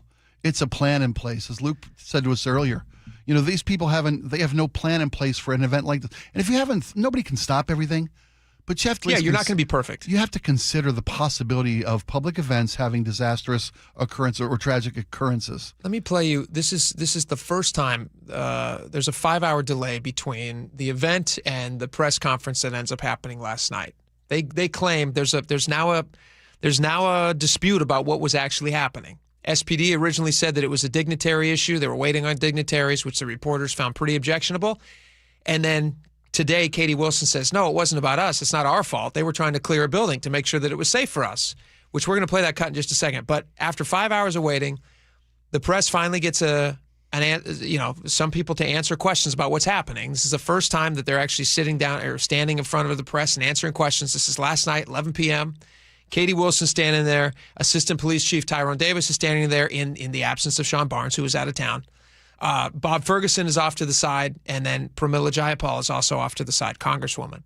And Katie Wilson starts things off, and it does not go well, right from the jump. Come a little closer, sir, please. A little closer, please. We've got this police line we cannot cross. Good evening, everyone. Thank you for your patience as we've been working to make sure that we can provide accurate information. I'm sorry that we're having to gather here tonight under these tragic circumstances. What happened here today at the Seattle Center was an unbelievable tragedy, and a horrific act of violence. My heart right now is with the victims and their families and with everyone in our community who is reeling from what happened here today. We have far too much gun violence in this city and in this country, and we're coming off of a week in Seattle where we've had 3 major incidents of gun violence in just a few days. We have a lot of work to do as a city and as a country to make this better. I get your passion, Mayor, but we need to know what happened tonight, please. Yes.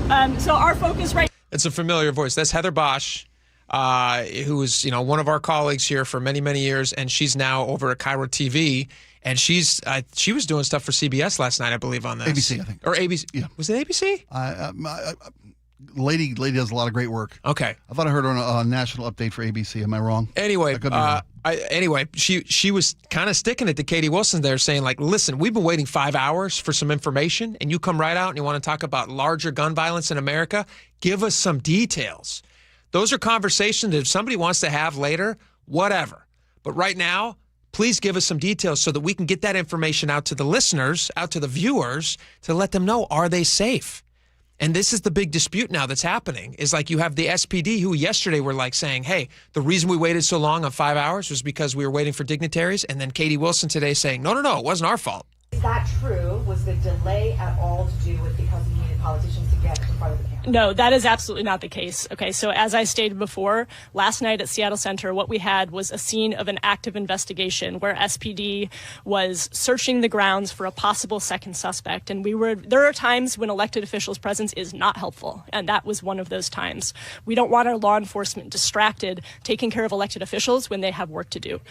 As soon as we coordinated with SPD and agreed that it was time to talk to the media, as soon as we knew that we were going to be doing that, I and Governor Ferguson and Congresswoman Jayapal arrived on the scene within minutes. So you can say his office unequivocally did not tell you to wait?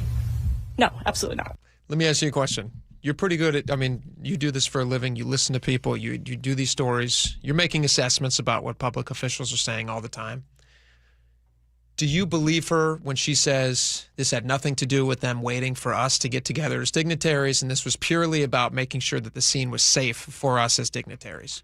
I have a hard time believing that because we have reports where the police and public information officer, Seattle Police public information officer said, we're waiting for dignitaries to gather so they can have this press conference. Everyone who needs to be there can be there. Yeah. And then, the mayor offers, as soon as they told us it was safe, we were all gathered within minutes.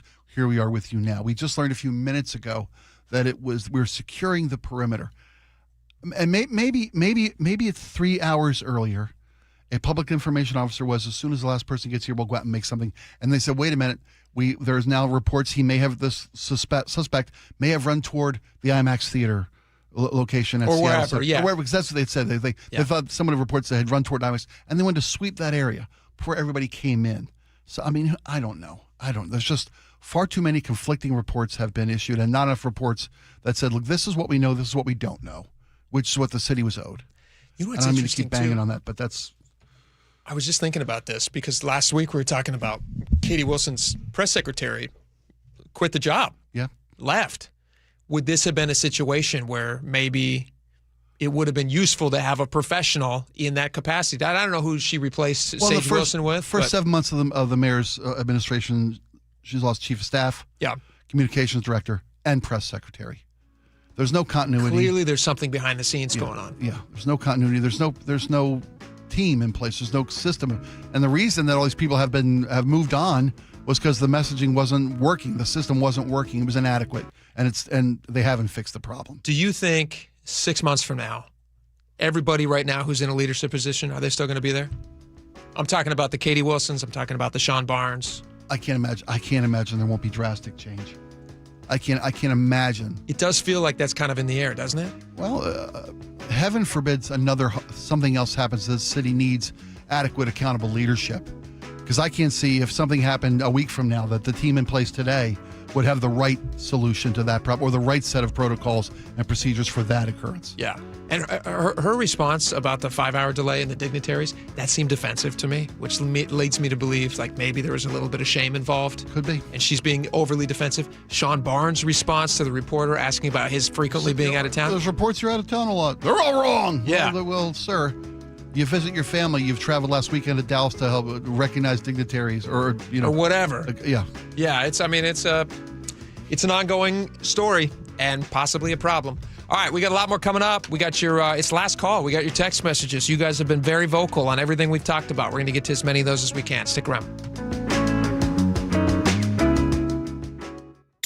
KIRO News Radio, where you hear G and Ursula, weekdays 9 to noon. Me personally, Ursula, shorts in the workplace should not happen. There's no way. It's a bridge too far for you. Put some pants on. What if everyone in the office building is wearing shorts or very casual attire?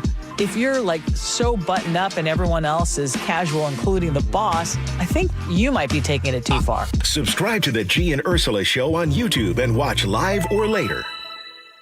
Did you know that 4,000 women are diagnosed with breast cancer every year in Washington state? I'm Dr. Suzette Miranda with Northwest Hope and Healing. We provide financial support for breast and gynecologic cancer patients in our community. Join us at Life in Color, a summer brunch, auction, and fashion show on August 23rd at the Somme Hotel in Woodinville for an unforgettable afternoon of inspiration. Get your tickets now for Life in Color on August 23rd at nwhopeandhealing.org. That's nwhopeandhealing.org. I like it hot. Beg your pardon? Can you make it hot for me, Dan? I think so. Half heated ain't hot enough. No. That's why I called you. Apollo Plumbing. Yeah, my sorry old water heater. Oh. Ain't getting me the hots anymore. You want hot water. That's what I said. That's what we do at Apollo Plumbing. And you're ready? Right now. When can you? How about today? Same day? We'll have you in hot water tonight. Clever.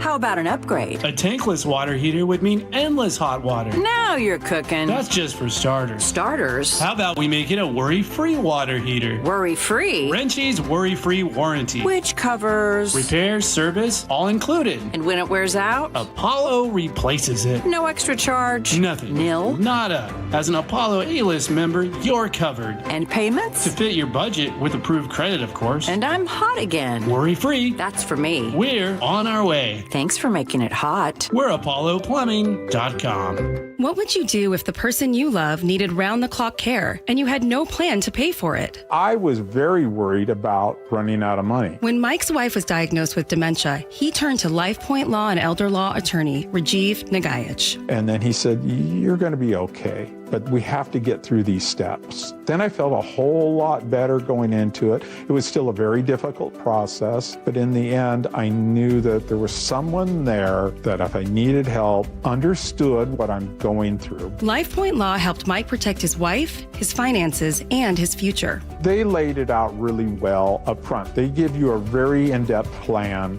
There are so many things that you don't know. I could never have done it on my own. Register for a free LifePoint Law retirement planning seminar in Federal Way August 1st, Puyallup on the 4th, Tacoma on the 6th, or Bellevue August 8th. Space is limited, so sign up today at LifePointLaw.com. That's LifePointLaw.com. Our founders believed that freedom wasn't just a word, it was a way of life. The freedom to move forward, the freedom to pursue what matters most, the freedom to live fully. But aging has a way of taking those freedoms away. That's why there's Longevity Medical Clinic. John Curley here. My best move was becoming a patient of Longevity Medical Clinic years ago, and second best move, getting my wife Nicole to join me this year.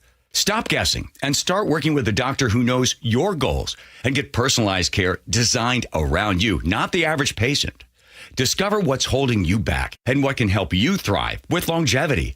Aging is natural, but some of the effects are undesirable, and you don't want to have to just accept it. So this year, as we celebrate 250 years of freedom, ask yourself a simple question. Are you living with the freedom you deserve?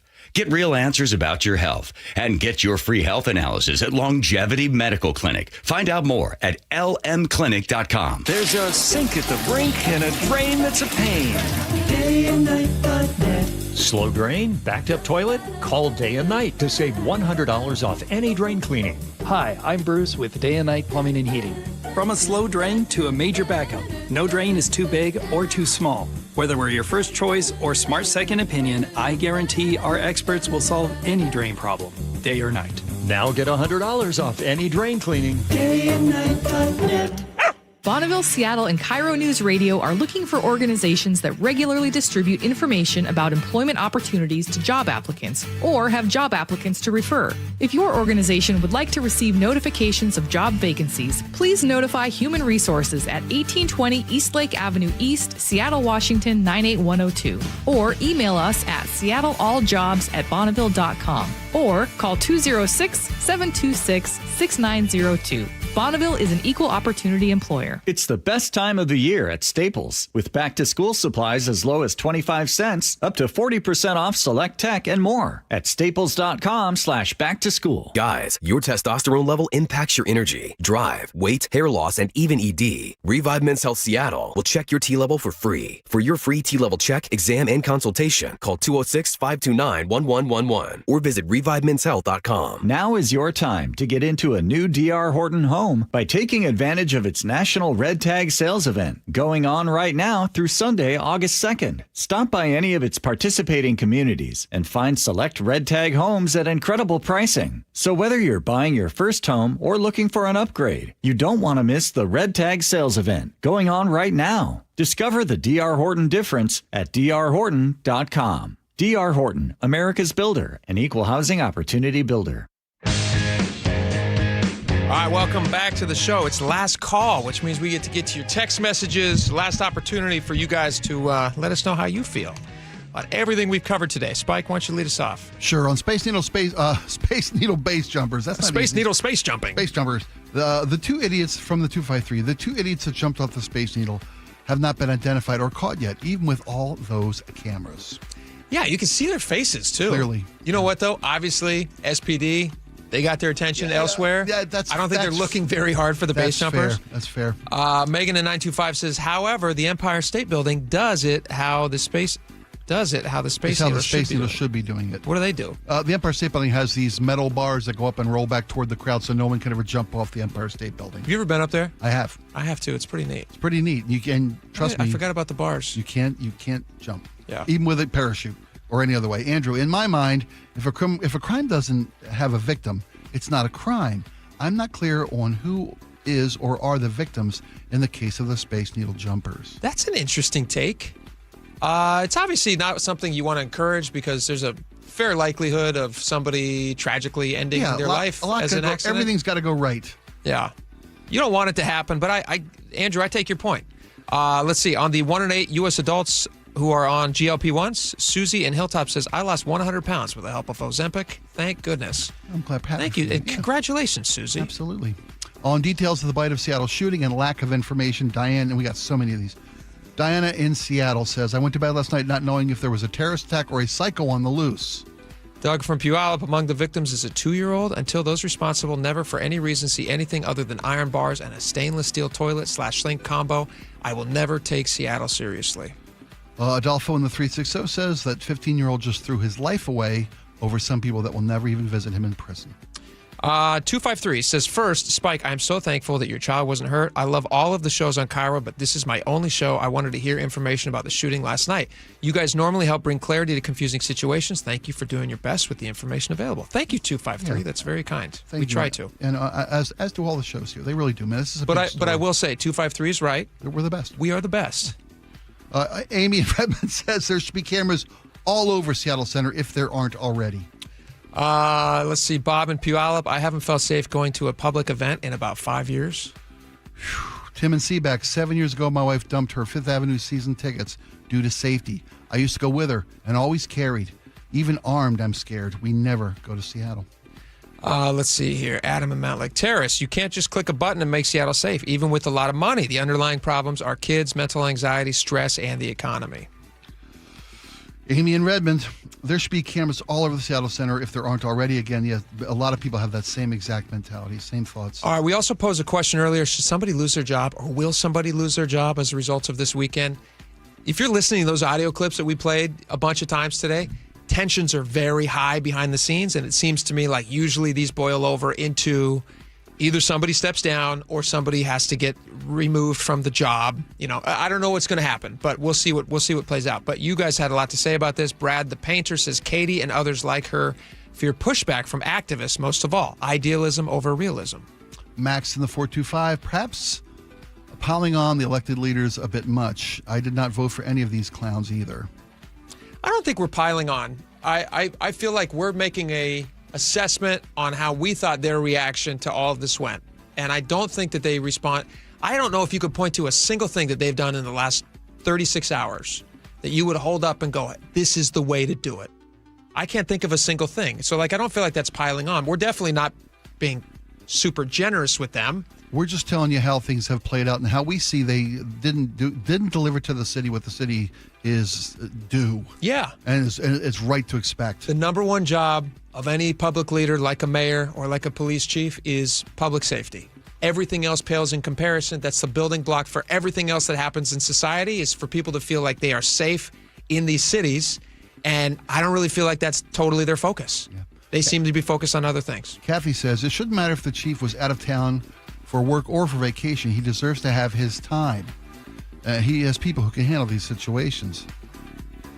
They didn't seem to be doing that, though. Yeah, it's interesting, Kathy. The problem is if it's just a vacation, everybody can forgive if it's just a vacation. But if it is a routine that he is constantly out of town because he's pulled between two worlds, which anybody would be, it's totally understandable, and I sympathize with wanting to be near your family.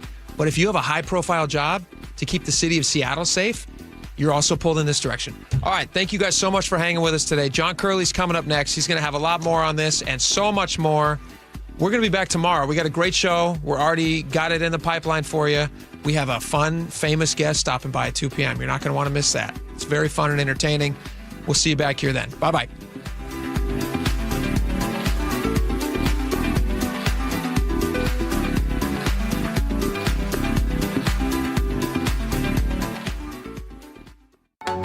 I heard a lot of gunfire. It really sounded like a firework at first. A community searching for answers. Breaking news, a mass shooting at Seattle Center. 500 plus people just like stampeding our way. It was horrible. The kids right there screaming, trying to get their dad. The station you trust when it matters most. Detectives are working to track down everyone involved. KIRO News Radio. 97.3 FM and mynorthwest.com. Download to see if you qualify. Not all customers will qualify. Transfer fees may apply. No Albert subscription required. Albert is not a bank. Albert Instant Loans are issued by FinWise Bank, member FDIC. Not an actual client. Terms apply. Kylie, what's wrong? I just got hit with a car repair bill. I'm behind on rent, and I feel like I can never save any money. Have you tried the Albert app? Albert is your financial assistant, helping you find ways to save and create custom budgets to actually grow your money. Plus, you can get up to $10,000 for big expenses, or advance up to $1,000 fast when you need cash right away. Albert can get me up to $10,000? Exactly. Albert spots you in a pinch and helps you grow your money in the long run. I'm downloading Albert right now. Download the Albert app and use promo code MULTIPLY to borrow up to $10,000 for whatever you need. The Albert app helps you budget better and save more money so you reach your financial goals faster. Download the Albert app right now and use promo code MULTIPLY to borrow up to $10,000. Use code MULTIPLY to borrow up to $10,000. Progressive provides protection for your boat and other outdoor vehicles so you can explore new things. Oh, I can finally try pesto. We meant like water skiing. I've just never had pesto. Or maybe take the boat somewhere new. I mean, is pesto spicy or sweet? Oh, guess we'll find out, right? Right. Bundle home or auto insurance with your boat, RV, or motorcycle and stay protected with Progressive while you explore. I don't know. Maybe I'm not ready for pesto. Progressive Casualty Insurance Company and Affiliates. Not available in all states or situations. Everywhere you look, things are getting more expensive. But at Consumer Cellular, we're lowering the price for those 50 and up. Now you can get unlimited everything for just $35 a line. That's $35 a month for unlimited talk, text, and data. Switch to the carrier ranked #1 in network coverage and customer satisfaction and get unlimited everything for just $35 a month. Call 1-888-FREEDOM or visit Consumer Cellular online or in-store today. Price includes $5 credit for auto pay and e-billing. Taxes and fees apply. Data speeds reduced after 35 gigabytes. Rankings done by 2025 ACSI survey. Summer is the time to feel and look your best, but I'm not talking about your abs or tan. Guys, I'm talking about your hair.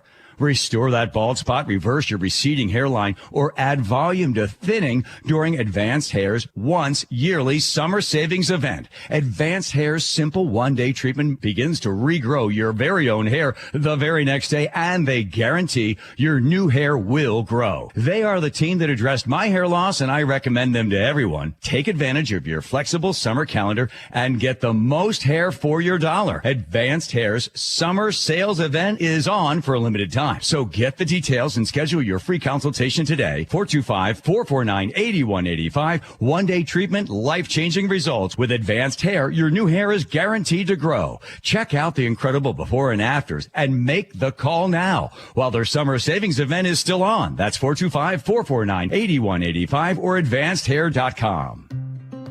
When I hit my 50s, I felt like things were slowing down. This is Sandra's Metamucil story. I started taking Metamucil for digestion, but had no idea it would impact so much more. Not only did Metamucil help me feel more regular, but my heart health saw the benefits too.